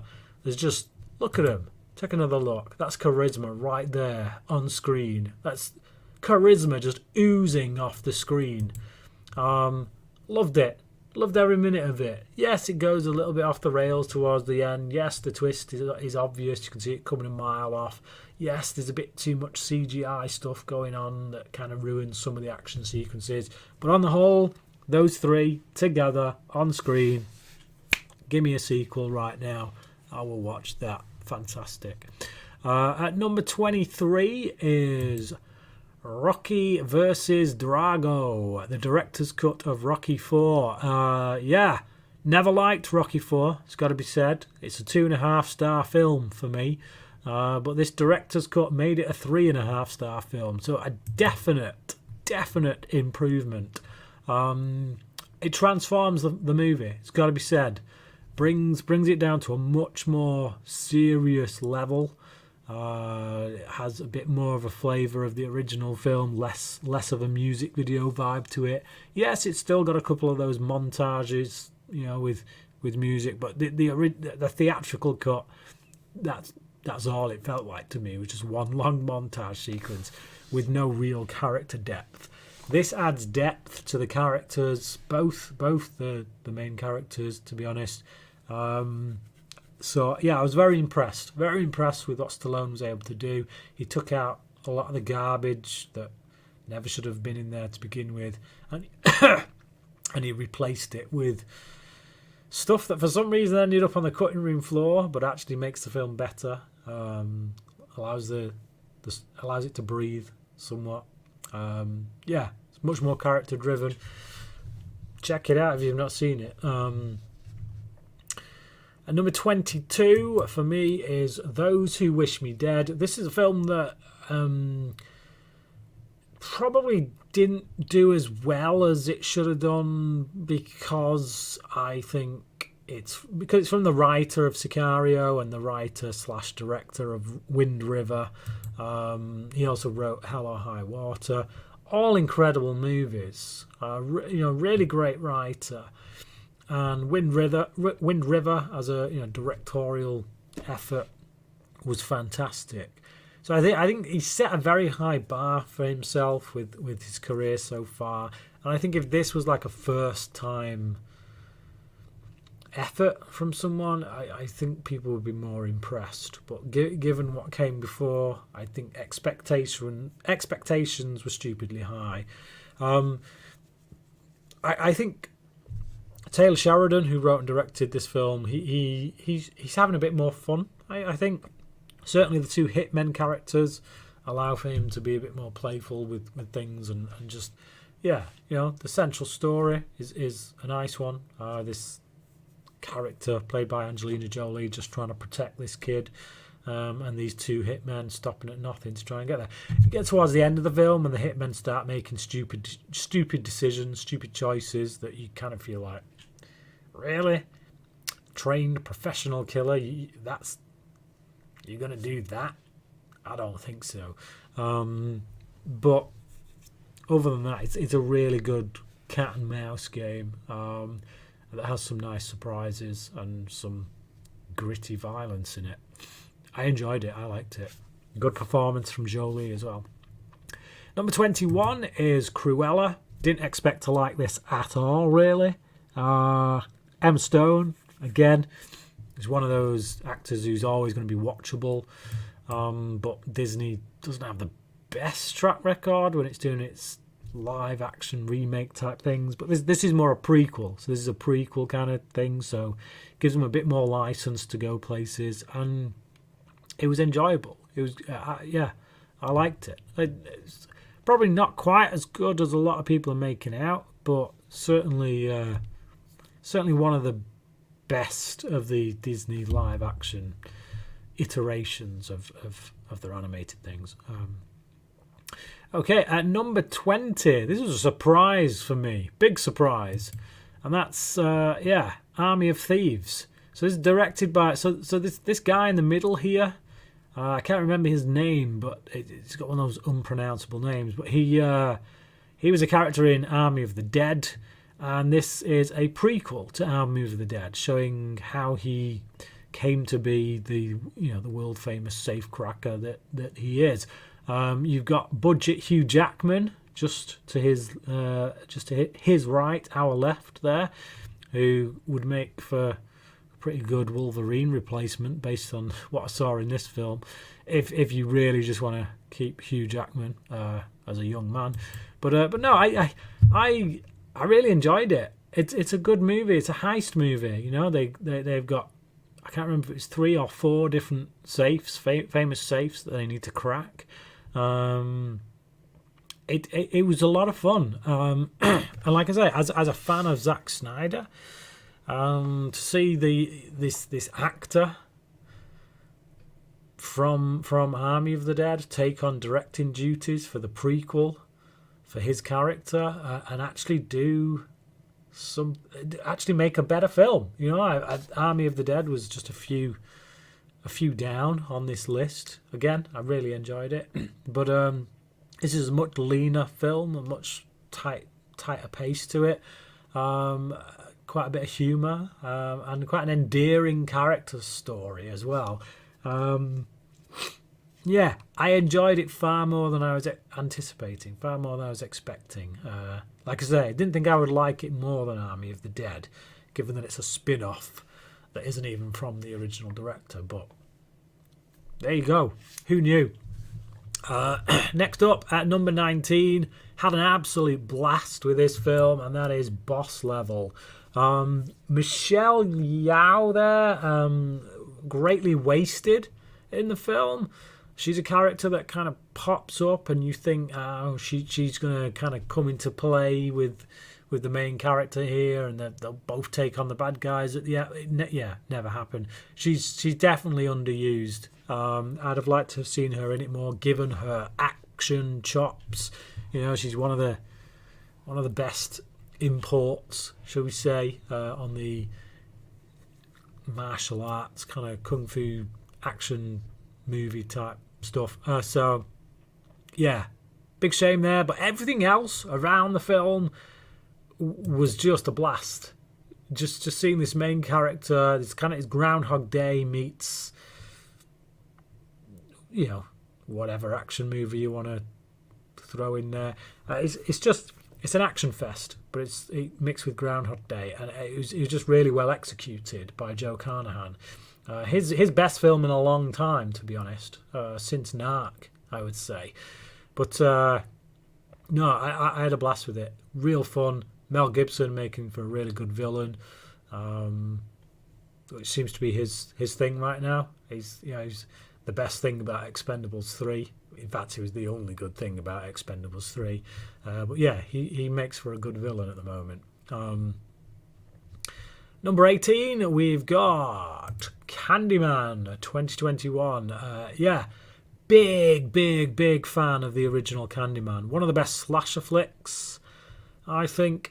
Personally, I take the original Candyman over the first Nightmare on Elm Street, over the first Halloween, definitely over the first Friday the 13th. But your best films in any of those franchises, I take the original Candyman over them. So, unfortunately, it didn't have a great track record when it came to previous sequels. But, yeah, this one, it certainly doesn't live up to the original. It's not as good as the original, not by a long stretch, but it's still better than I could have hoped for. I think it gets back to that flavour that the original had, back to the urban mythology kind of stuff that the first one was so caught up in. Yeah, I really liked it. I think the ending was a bit rushed. I think the film just suddenly gets wrapped up like all of a sudden, and you're just like, whoa, hang on, could have done with a bit more time to flesh that out. But other than that, yeah, really enjoyed it. Cracking stuff. Bring on, you can't call it Candyman 2 really, because it's not really wouldn't be the second one at that point. But yeah, I don't know. You'd have to give it a subtitle, wouldn't you? Candyman something. You can tell it's getting late now. It's just gone 1 o'clock, so forgive me if I start to speak gibberish from here on out. Number 17 for me is Malcolm and Marie. Obviously a film that was probably built on the whole COVID thing. You know, they couldn't go anywhere. They couldn't get in a studio. So the director, writer, had a couple of actors around his house and they just thrashed this out. And it's just, you know, if you just want to see an acting masterclass, then this is a great example of it. Zendaya and John David Washington. A lot of people are quite down on John David Washington. I think it's just because he's Denzel Washington's son. I think he's got an uphill battle right there, because when you're the son of one of the greatest actors of all time, people are just going to compare you to them rather than take you on your own terms.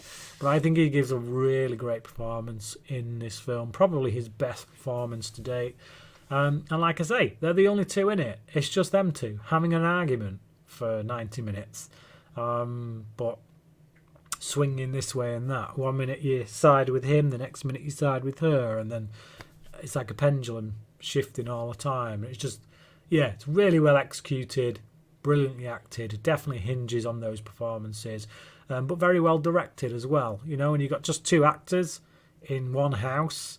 How do you make that visually interesting? How do you hold our attention for an hour and a half? And I think they pull it off brilliantly. So yeah, great character film, character-driven piece. So check it out. Next up, this is a bit of a cheat because it's actually two movies, but you know they're gonna, as they have done whenever they've done these as two-parters, they always release it as a unedited feature-length thing. And that's again, it's a DC animated original, and it's Batman: The Long Halloween Part 1 and 2. Like I say, there's the Blu-ray covers for you. Really enjoyed this one. I think the graphic novel of The Long Halloween, it's a tiny bit overrated, I would say. I think is it Jeff Loeb who wrote that? I can't remember. I think so. Yeah, the ending of that book kind of leaves you a bit confused. You get to the end of it and you're like, so who's the killer again? You kind of feel like they're implying that it's a particular character, but it is not entirely clear. And how long was that character the killer? Or yeah, it's just, I could have done with more clarification, and you get it in this movie. So that's they put right an aspect of what the book did wrong, and I appreciate that.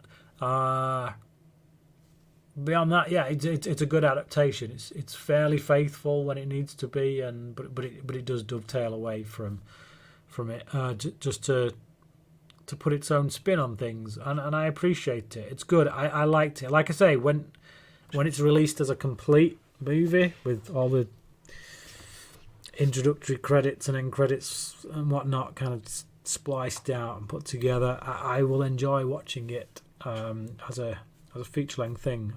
But just a great Harvey Dent Two-Face origin story. Obviously a big inspiration for like Nolan and his Dark Knight trilogy and whatnot. The book, that is, not this movie. But yeah, check it out. If you're not that, if you've not seen many of the DC animated originals, it'd be a good one to dive in to, especially if you're a Batman fan. I really liked it. Catwoman she has a really good through line in it as well, really good part of the story. I think they do stuff with her character in the film version as well that they didn't do in the book, which improves it. I think they give her a bit more meat, a bit more of an impact in Bruce's life. So yeah. Number 14 is Shang-Chi and the Legend of the Ten Rings. I loved the first 2/3 of this movie. I think the ending, it's not a total, I don't think the ending just ruins it or anything. I was just a bit, no, all right. We go a bit CGI heavy and a bit, yeah, whatever. I enjoyed it when it was more Shang-Chi and his sidekick, the woman, I can't remember her name, when they're just going around discovering things, finding this underground fighting ring and all that kind of stuff. Just those two kind of buddying up and taking on all these challenges together. That to me was entertaining. The fight sequences were fantastic in it, bringing proper Hong Kong style action into a Marvel movie and doing it well. When this film was announced, that was one of the things I was a bit like, is it gonna be loads of fast cutting? But it was really well done. So yeah, but not top tier Marvel for me, but who knows, on repeat viewings that could change. But I certainly the first 2/3 of it I enjoyed immensely. Next up is number 13, which is The Last Duel. Ridley Scott back on form. I love Ridley Scott. I'll always defend Ridley Scott, even when he makes a bad film. it's usually still pretty interesting. If he makes a bad film, there's usually something in there that you can still take away and go, well, I can appreciate that element. So yeah, The Last Duel, cracking film, really good script by Ben Affleck and Matt Damon and Nicole Holofcener.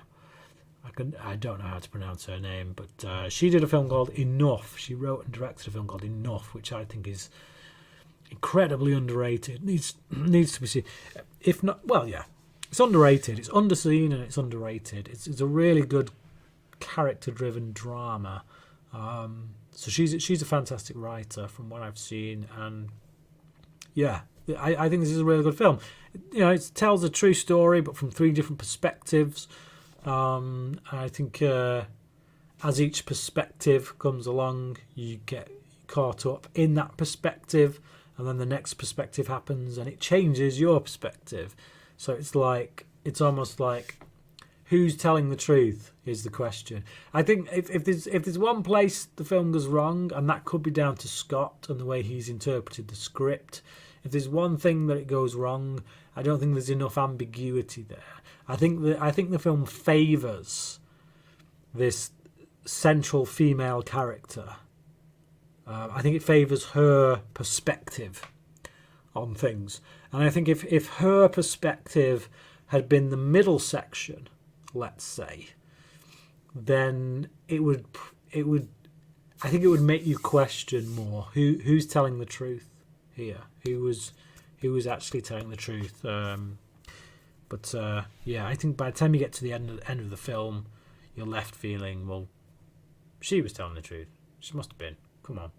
I don't know. Maybe that's just my reading of it. But there you go. I enjoyed it anyway. Really liked it. Very well directed. Cracking stuff. Just check out some of the comments because it's been a while. So have a look. Army of the Dead was a cheesy, somewhat, but very fun. Yeah, sorry, Sean. Jack Petrie, I actually loved Army of the Dead. The reviews were far too harsh on it. Totally agree. That's just Zack Snyder for you, isn't it, though? Most of his movies get really harshly criticised. I don't know what it is. I don't know what the relationship is there between critics and Zack Snyder, but for whatever reason, audiences seem to like him a lot better than the critics do. So, screw the critics, I guess. Sean Sheridan, Red Notice, yet to watch, but you have me sold. It's free on Netflix, so nothing to lose. Absolutely. I had a blast with it. I loved it. I'll watch it again at some point. Really enjoyed it. I love what Zack Snyder has been doing with his Army of the Dead universe, and it's a shame that Warner Brothers passed on this idea. Yeah, well, their loss is Netflix's gain, so at least Netflix allow their talent to do what it is they want to do.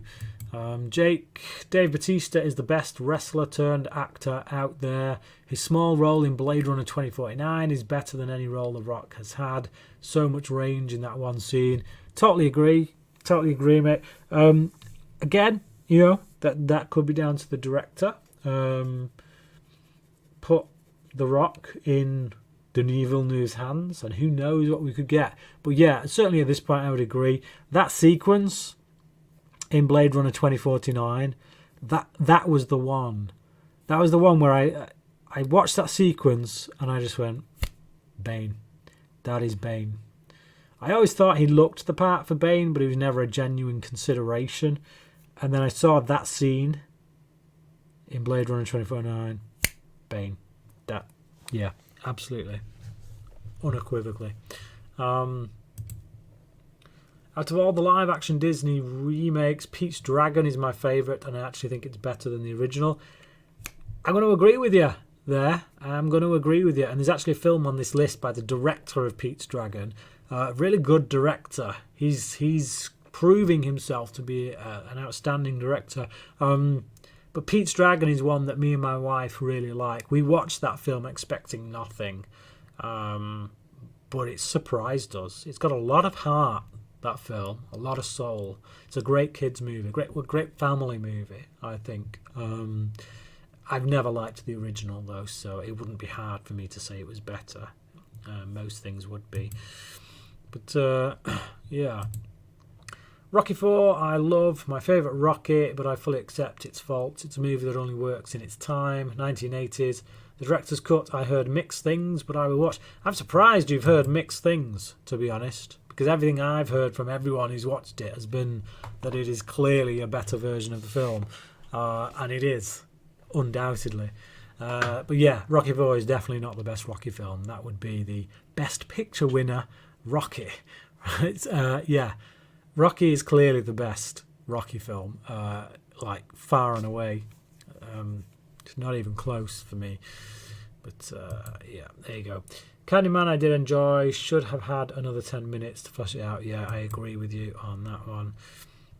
Zack Snyder, new movie Rebel Moon has me super excited. Yeah, I don't know much about it. I've only seen that one piece of concept art, but Snyder's a visualist. He's a visual filmmaker. I love his visuals. So yeah, I'll be there opening night at my TV screen because it's probably going onto Netflix. So I'll be sat on my couch opening night. There we go. Can't get into Rocky 4 for the same reason I can't get into the Rambo sequels. I generally don't like seeing something somber and gritty being turned into camp. Maybe if I were a Gen Xer, I'd dig it. Yeah. Yeah. It's just 80s. Yeah, I'm not that big on the 80s anyway, to be honest. Oh, where's that gone? Right, I definitely need to check out Malcolm and Marie for sure. Yes, you do. Logan, I was surprised by Shang-Chi. Came in with very low expectations. Yeah, I wasn't expecting that much, to be honest. But it's Marvel. You should.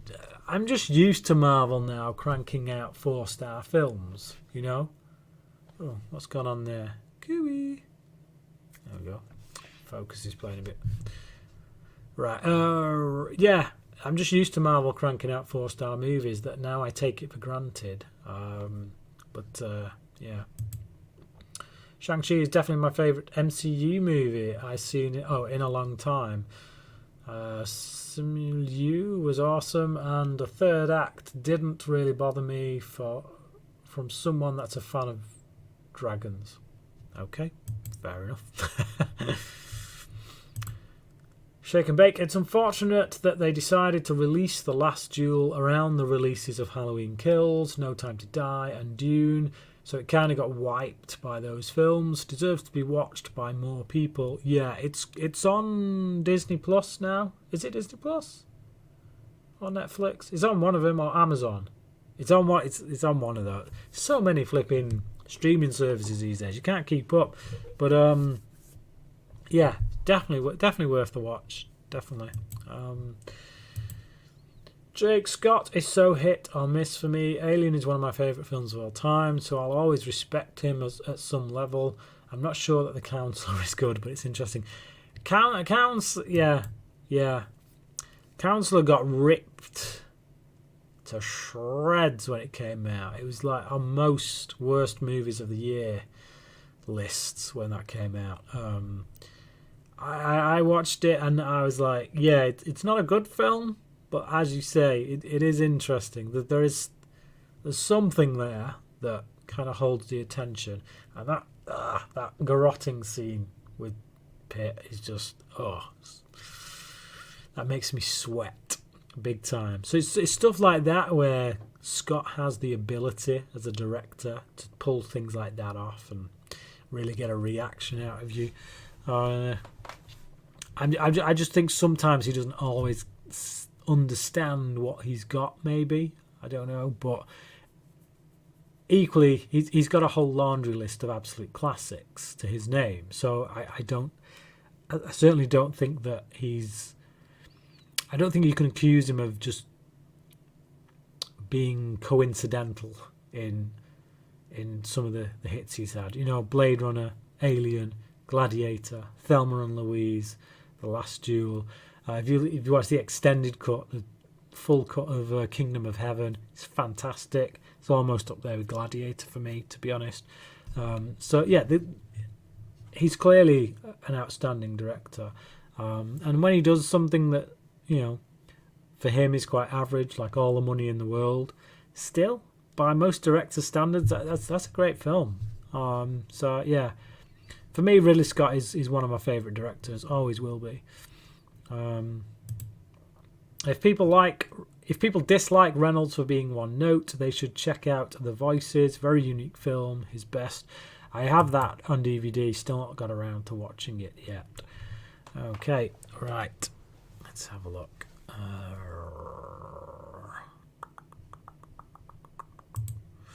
Where were we? Okay, so number 12 on my list of 48 is The Suicide Squad. Yeah, I was so gutted when they killed Boomerang right at the beginning. Spoiler alert. Oops. Yeah, like Boomerang was like, let's face it, no one's ever accused Jai Courtney of being a great actor, but he was the best thing for me about the first Suicide Squad movie. It was actually the first time that Jai Courtney impressed me with his comic timing. I just think, yeah, as that character, for whatever reason, it worked, and his interplay with the rest of the team. He was one of the few characters from the original lineup where I was like, please don't kill him. Please don't kill him. And they kill him in the opening scene. I was gutted. I was absolutely gutted. But yeah, James Gunn making a statement, I guess, there. He's bringing his own. Obviously, he couldn't kill Harley Quinn. She was the one untouchable character in that film. But anyone else he could bring in and kill him off however he saw fit. So yeah, it's good. It's a good team coming together, you know, bunch of degenerates, like inadequate kind of people, sort of the lamest villains of the DCEU, coming together on a mission, and you know, a lot of them getting taken out along the way. It's James Gunn doing what James Gunn does. He does it well. It's funny. It's very amusing. It's entertaining. I liked it a lot. Probably the weakest aspect of it for me was Harley Quinn. And I say that as someone who loved Birds of Prey. Yeah, I think maybe that need to top bill Margot Robbie. Just, don't know. A lot of her stuff just didn't work for me. I feel like the director of Birds of Prey has a better handle on that character, and it could be the fact that it was a female director directing a load of women. Something worked for me with Birds of Prey. I know for a lot of people it didn't, but I personally loved Birds of Prey. It wasn't perfect. I hated the fact that there wasn't a single good male character in the entire film. That felt woke to me. It was definitely woke. But if you put that aside, actually everything else that's going on, it's a pretty good film. But yeah, so other than Birds of Prey, I've not quite enjoyed Margot Robbie's Harley Quinn in the way that I should, the way that I feel that I should. And that could just be, as I say, the male director thing. I don't know, but other than that, I had a blast with the movie. It was fantastic. A film that came just above this, which surprised me because I honestly thought I would gravitate more towards Suicide Squad, but it was Black Widow. So this was a prequel. This was the first MCU movie that I didn't watch in the cinema. I think maybe because it was a prequel for a character that has already died, and maybe it just felt like this was way too late in the day to be bringing us the origin story of Black Widow. I was like, yeah, I'm not really that interested. And the trailers didn't grab me. From the trailers looked like it was going to be a bit So I waited, to be honest, till it came to Disney Plus. It's the first time I've ever done that with an MCU movie.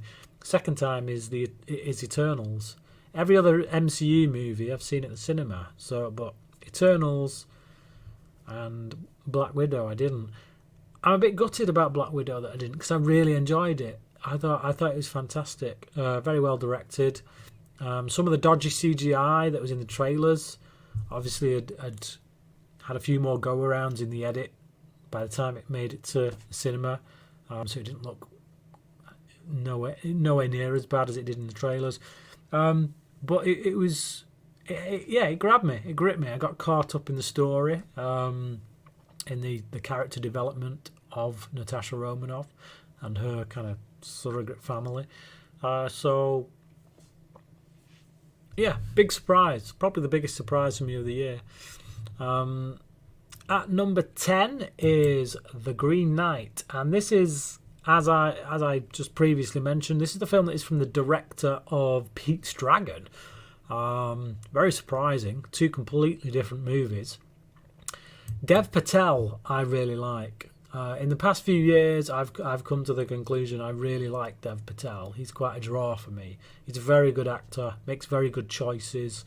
If you've seen Lion's an incredible film, and this is one of the most visually stunning films I've seen in 2021. It's probably the most visually stunning film I've seen in 2021. Just some crazy ass visuals. It's a fantasy film,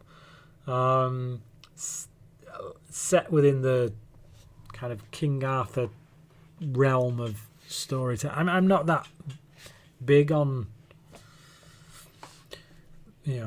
Arthurian legend and all that, so a lot of it just goes over my head as far as the original source material stuff goes. But the film is it's like a dream.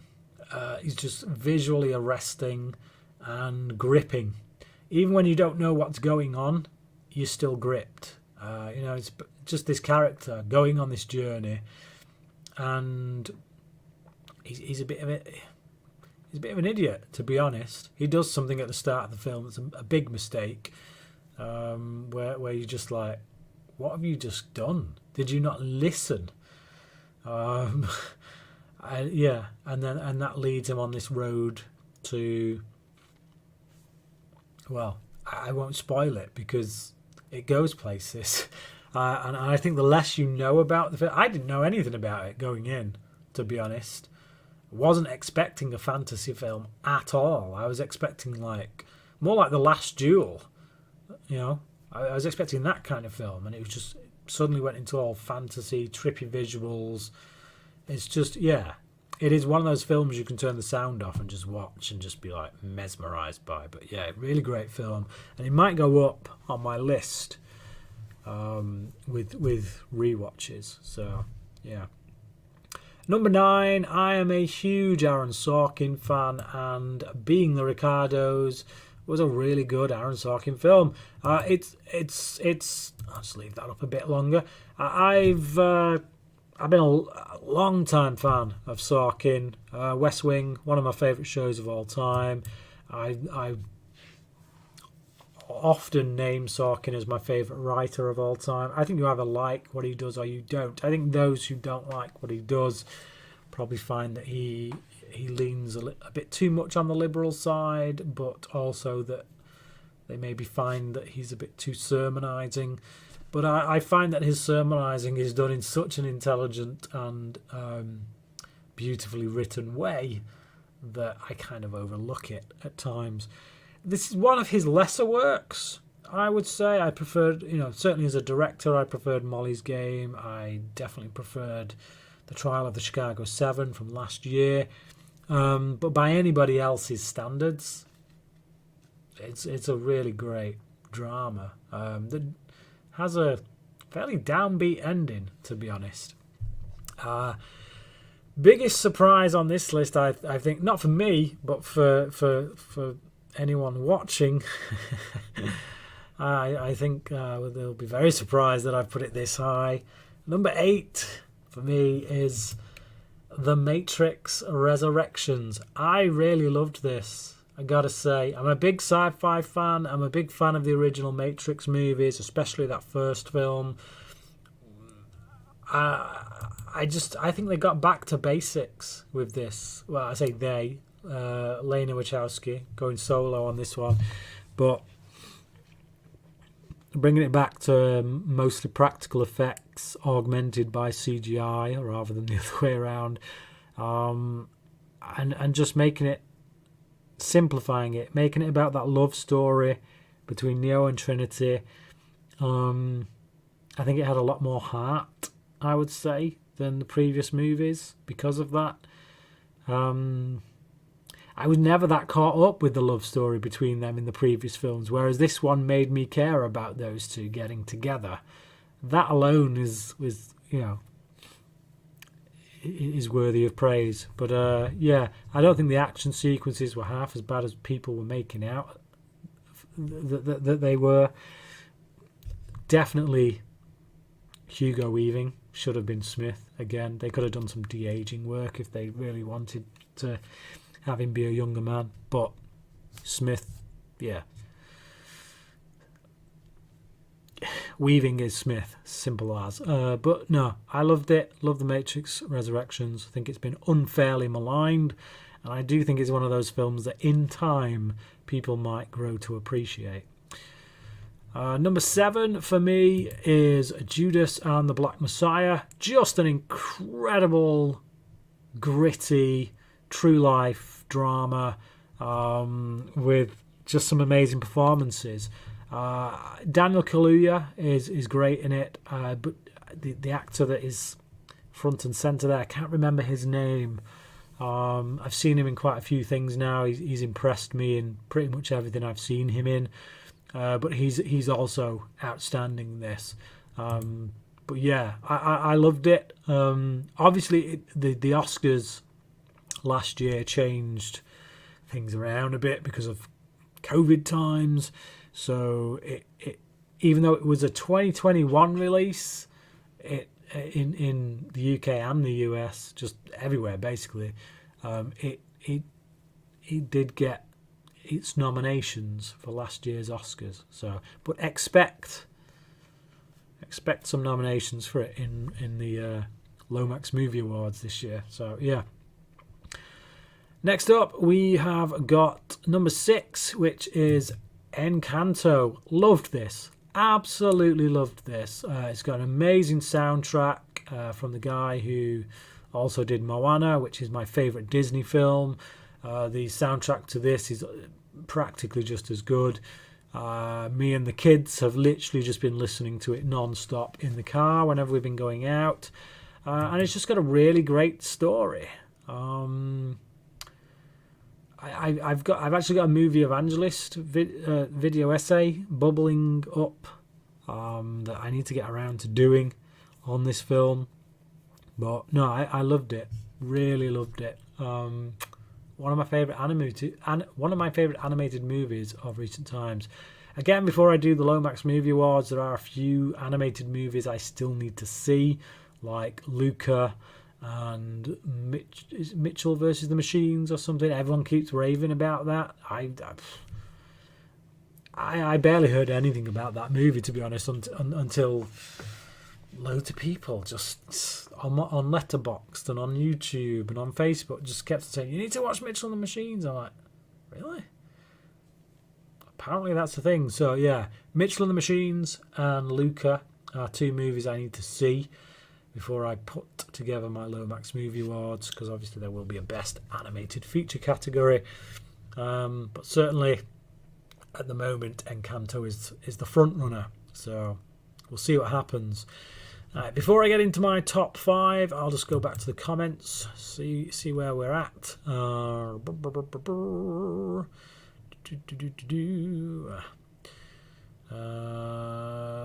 Shake and Bake Suicide Squad was a bit try hard but pretty fun movie. Yeah, I kind of agree with you, but I think for me the try hard element, that came across to me in the Harley Quinn stuff in the film. Everything else, not so much. Everything else felt very James Gunn to me. I feel like because Margot Robbie was executive producer on anything with Harley Quinn in these days, so she was an executive producer on that film.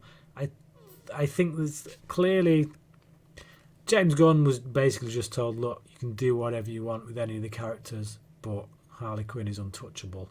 But she's also got to have her own arc in it. And I feel like that was probably the one element of the film that was forced upon him and that he just had to work with, despite the fact that it's not what he says in interviews. He says, he had total free reign. He did not have free reign to kill Harley Quinn. You can take that to the bank. So that stuff with her character in there did feel a bit, as you say, a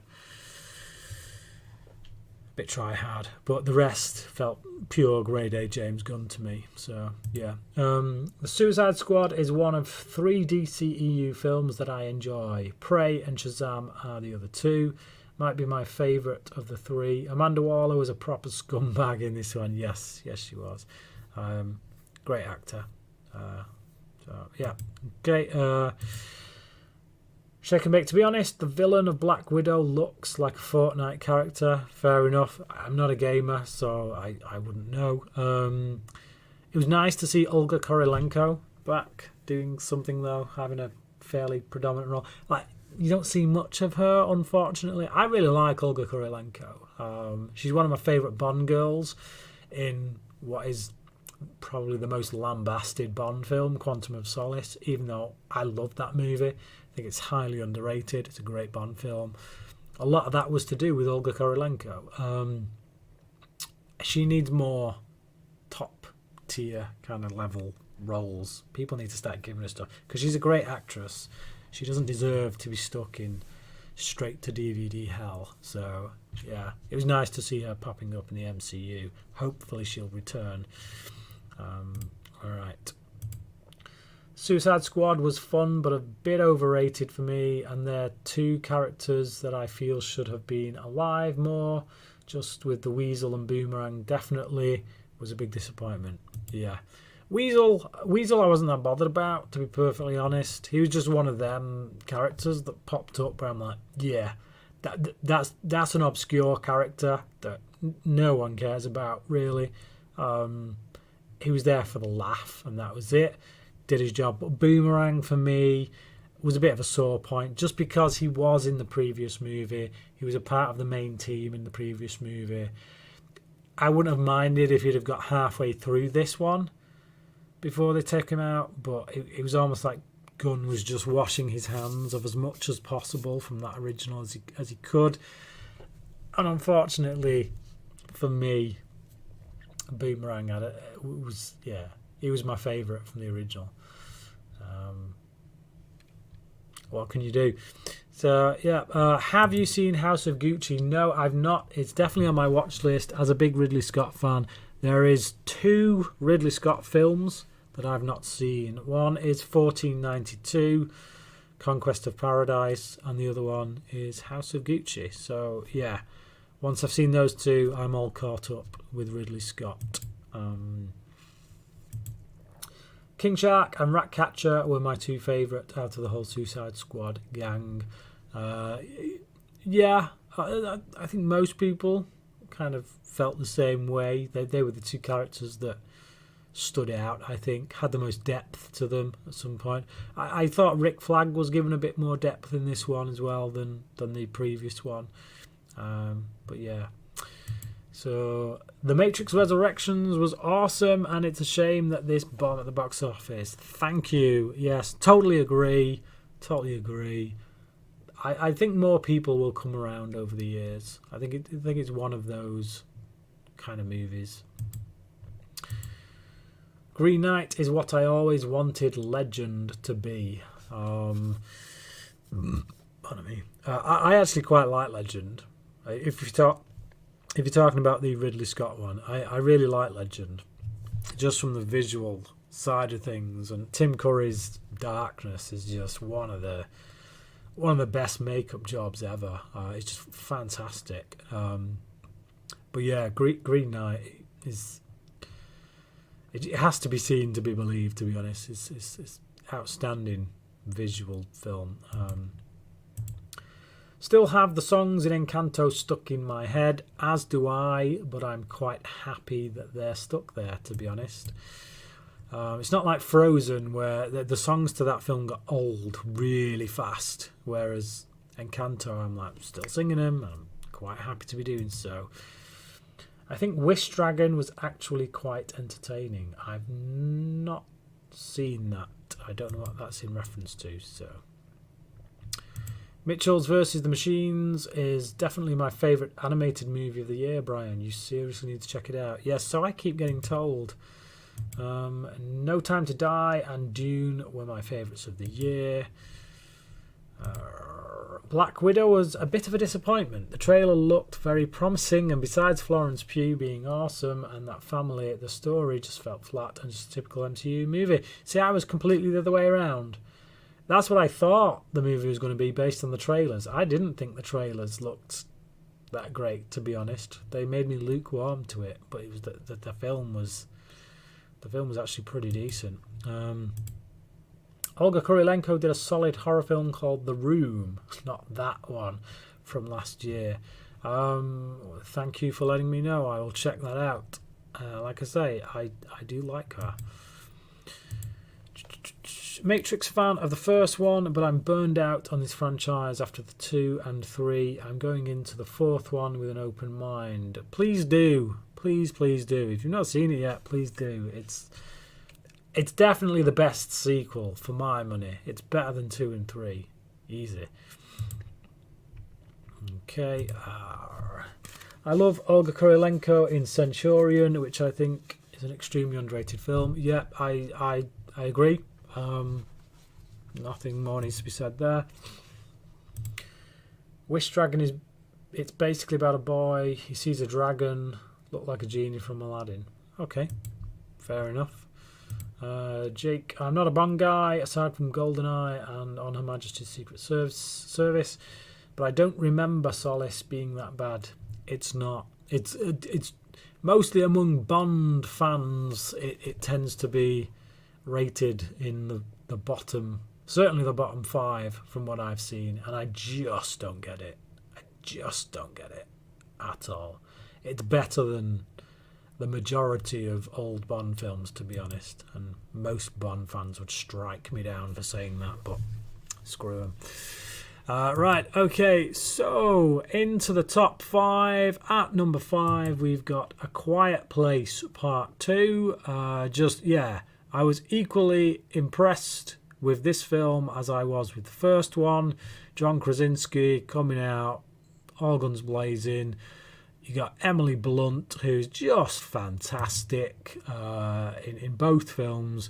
Cillian Murphy in this, just really great. He brings a lot of heart, a lot of soul to this film as this guy who's grown accustomed to living by fear, and has to get to grips with that, overcome that to help this family. It's quite a short movie as well, but I look forward to editing the two movies together, cutting the credits out from the first one, and then just because it follows straight on. I would love to see an edit of both of them stuck together. Maybe there's a moment from the beginning of this one that you could sandwich at the start of the first film, re-edit it a bit and make one long film. Yeah, somebody do that and send me a copy, because I can't be arsed doing it myself. But yeah, just they both work really well together, both parts. And I look forward to the third one, which apparently is no longer being directed by Jeff Nichols. I think somebody else has taken over it. I can't remember who. But yeah. Anyway, number 4 is Spider-Man No Way Home. And one of the best experiences I've ever had in theatres. Dark Knight, Avengers Endgame, and this are the 3 best experiences I've had in theatres. Just for crowd reaction, crowd engagement. You know, when when Garfield comes through that portal, takes the mask off, the audience erupted. Same again with Maguire. And then you've got so many great character payoffs. You know, if you've watched the Maguire films and the Garfield films, there's stuff that happened in those films that gets paid off in this one. So emotionally, it's just...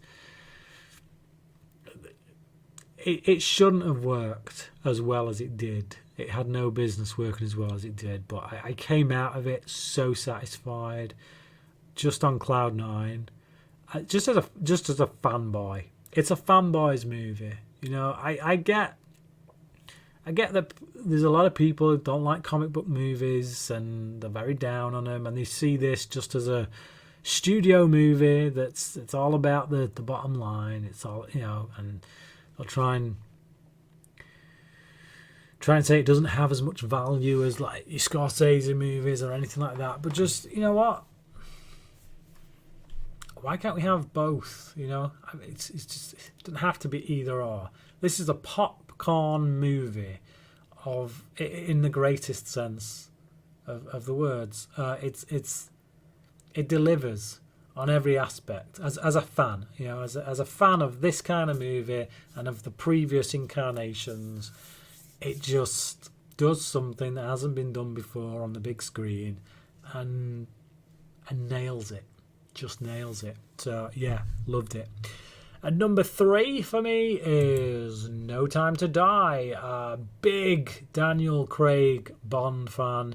He is my favourite Bond. This is my 3rd favourite Bond film of all time. What a way to go out. What a way to go out. There's a lot of Bond fans out there, die-hard Bond fans, who are up in arms. You can't do that. You can't do... Why? Why not? If an actor's leaving, why can't you do that?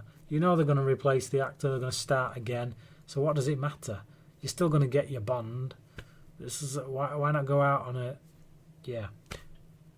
It was fantastic. Loved it. A lot of emotion, a lot of soul to the film. It was a perfect ending for me. I loved it. I love now that we've got those 5 Daniel Craig Bond movies, and they make a complete arc. You can't touch them now. That's it. They're locked off. So, fantastic. I love it. Number 2 for me. I honestly thought this would be number 1. And who knows? As I watch these films multiple times, they may chop and change and whatnot. But number 2 for me is Zack Snyder's Justice League. Waited so long for this film, and it delivered.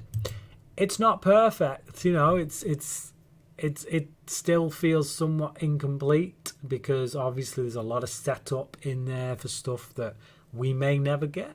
We don't know at this stage, but again, that fanboy thing. As a DC man, as a Batman fan, as a Superman fan, a Wonder Woman, these are my guys, you know. As much as I love the MCU, when it comes to comic books, I'm a DC guy.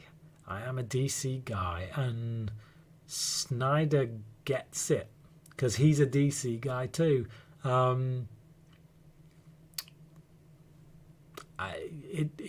He delivers a lot of stuff that just purely in fanboy terms I want to see on screen. And like I say, he's one of those directors. Turn the sound off. Just watch the visuals. They're beautiful, absolutely beautiful. They're like something from a Caravaggio painting. They're unreal. They're not realistic. He doesn't go for realism. He goes for style. That's what he gets criticised for. But when it's that stylish, who cares? I loved it. Absolutely loved it. And so, of course, that brings me to my number 1, which is the absolutely brilliant, fantastic, stunningly beautiful, brilliantly directed Dune. Yeah, Dune. I'm a big science fiction guy. For anyone who doesn't know, I do have a Facebook group called Cine Sci-Fi. Because I just love science fiction movies, so I set up a Facebook group where people can come and talk about science fiction movies. It's called Cine Sci-Fi, and yeah, Dune was my, other than Justice League, it was my most anticipated movie of the year. Hated the David Lynch version, but even so, I had such faith in this just because of Denis Villeneuve and all the talent that he acquired. Blade Runner 2049 is one of my favourite movies of all time. I loved it. I even like it more than the original Blade Runner. And the original Blade Runner is just practically untouchable. So going into this with Denis Villeneuve on as director, I was just like, there's no way I'm not liking this movie. There's not. The only film that could possibly come close, expectation-wise, was Justice League. And look what happened. Yeah, Dune is my number one. I just loved it. The world, so immersive, incredible visuals, just beautiful cinematography. Timothée Chalamet, is a fantastic actor anyway, but he's great in the central role. Oscar Isaac offering awesome support. I bring on the sequels. Cannot wait. Just, yeah. This is like... This is, for science fiction, what Lord of the Rings is to fantasy. Absolutely. Big time. So, yeah, that's my number one. I'm very doubtful that it will get removed from that number one spot, but I do have a long list of movies yet to see before I do my Lomax Movie Awards. So I'll just have a quick look in the comments before I go. Yeah, crazy cinema experience, people shouting, on the feet clapping. Yeah, I especially in the UK as well. You don't get that in the UK at all. So to have witnessed that in a UK screening was just, yeah. Yeah, I loved it. It was a great experience. A Quiet Place 2, solid sequel. Cillian Murphy, equally as good. Reminded me of his role in 28 Days Later somewhat. A little bit. I do think they're very different characters. Harry Brady. I can't wait to see the Russo brothers, who direct the Marvel films, who will be directing the live-action Disney Hercules movie in the works. Okay. I'd be interested in that, yeah. No Way Home. I went to this opening night. I prefer Raimi's first two movies, but I loved this. Great Spider movie by far. Tom Holland's best Spider movie. For me, it is the best Spider-Man movie.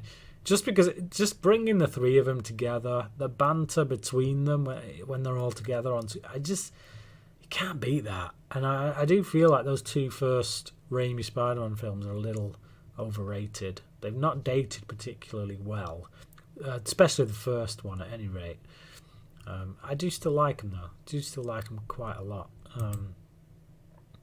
Watched it with my uncle, who didn't see the last Garfield or Maguire movies, and he didn't like very much. I think you need to watch the prior movies to fully understand what's going on and enjoy. Yeah, well, one of the biggest emotional punches in No Way Home is when, spoiler alert again, Andrew Garfield's Spider-Man catches Mary Jane, and you see the look on his face, and we all know, if you've not seen Amazing Spider-Man 2, that's a non-event moment. But if you've seen Amazing Spider-Man 2, there's so much tied up in that emotionally for that character. It's such a payoff for him, like a moment of redemption, and it's just, yeah, it nearly brought a tear to my eye. It's just so well handled. But yeah, I think if you've not seen the Maguire movies or the Garfield movies, I can't imagine No Way Home is gonna be even anywhere near as rewarding for you as what it would be if you did see them. Quiet Place 2 was a great follow-up, but definitely not as good as the first one, and John Krasinski not coming back for a third one has me very nervous. Yeah, I'll have to see what happens. like I wouldn't say the first one was like definitely better. Like you say definitely not as good as the first one. I'm not so sure, to be honest. Certainly it can't exist without the first one, obviously. But it's definitely, they're definitely both very powerful films. I got really tied up with Cillian Murphy's character in the second one. I think they're both on a par with each other, if I'm being perfectly honest. Spider-Man No Way Home was amazing, and I don't get the criticism of nostalgic just because Toby and Andrew. No Time to Die was such a banger. Great action, so potent, loved every moment. Yeah, brilliant. Didn't feel like running time at all. It's 2 hours 40 minutes. Did not feel like it at all. Felt more like 2 hours 10. I was like, couldn't believe it when I came out of it and found out it was a 2 hour 40 minute film. I was like, really? Goes by so quick. My only criticism is it could have done with more Ana de Armas, but then any film could do with more Ana de Armas. So watched Dune in cinemas and watched it at home. Definitely a better experience in theatres. A movie made for theatres. Yeah, absolutely. Zack Snyder's Justice League is my favourite movie of the year. Every scene of this movie is an improvement of the theatrical version. Bang on. And Cyborg's story arc was amazing, and I hope we get a Justice League Part 2, as do I.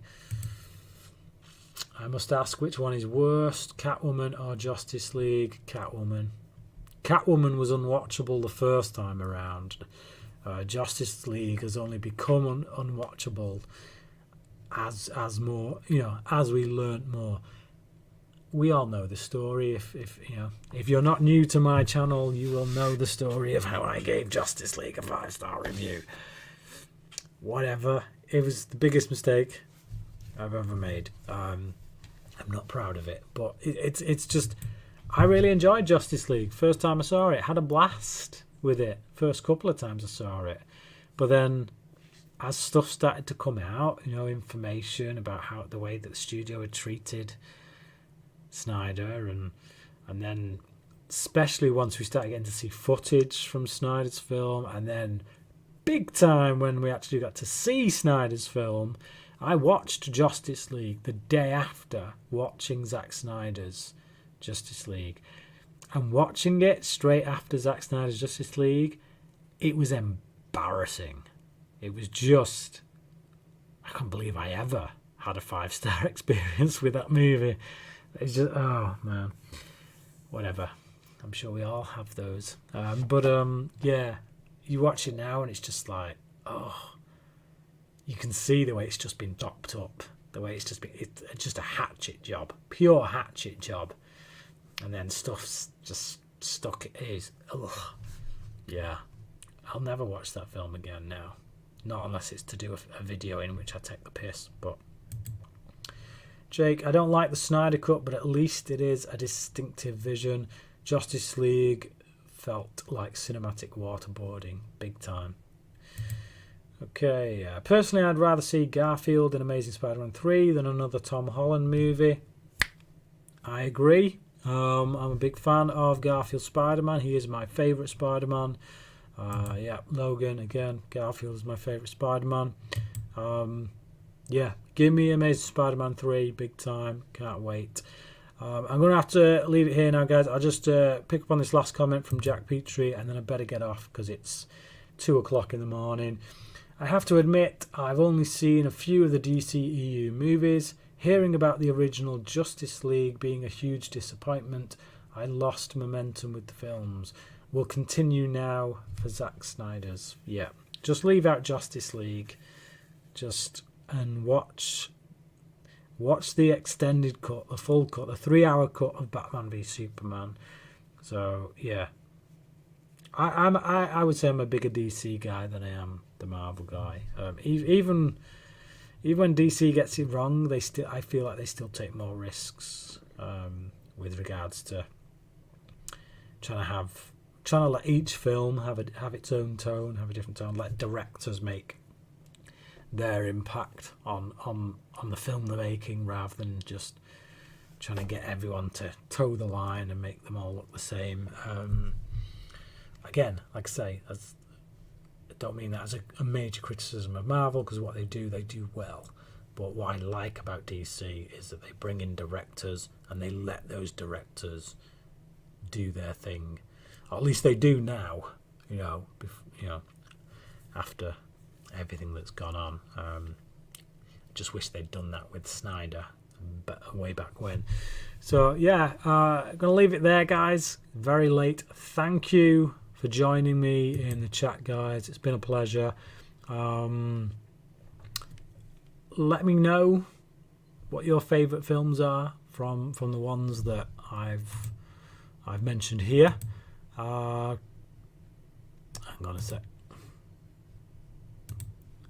Sorry, mate. Just grab that. Yeah, do let me know what your favourite films of 2021 have been, and let me know what your least favourite films have been too, down in the comments section, especially if you're coming to this after the fact. If you didn't join us in the chat but you're watching this now, let me know which of my choices you liked, which you didn't. Just remember, it's all subjective. It's just an opinion, guys. There's no need to take offence about choices. But yeah, thanks for watching, and until next time, cracking.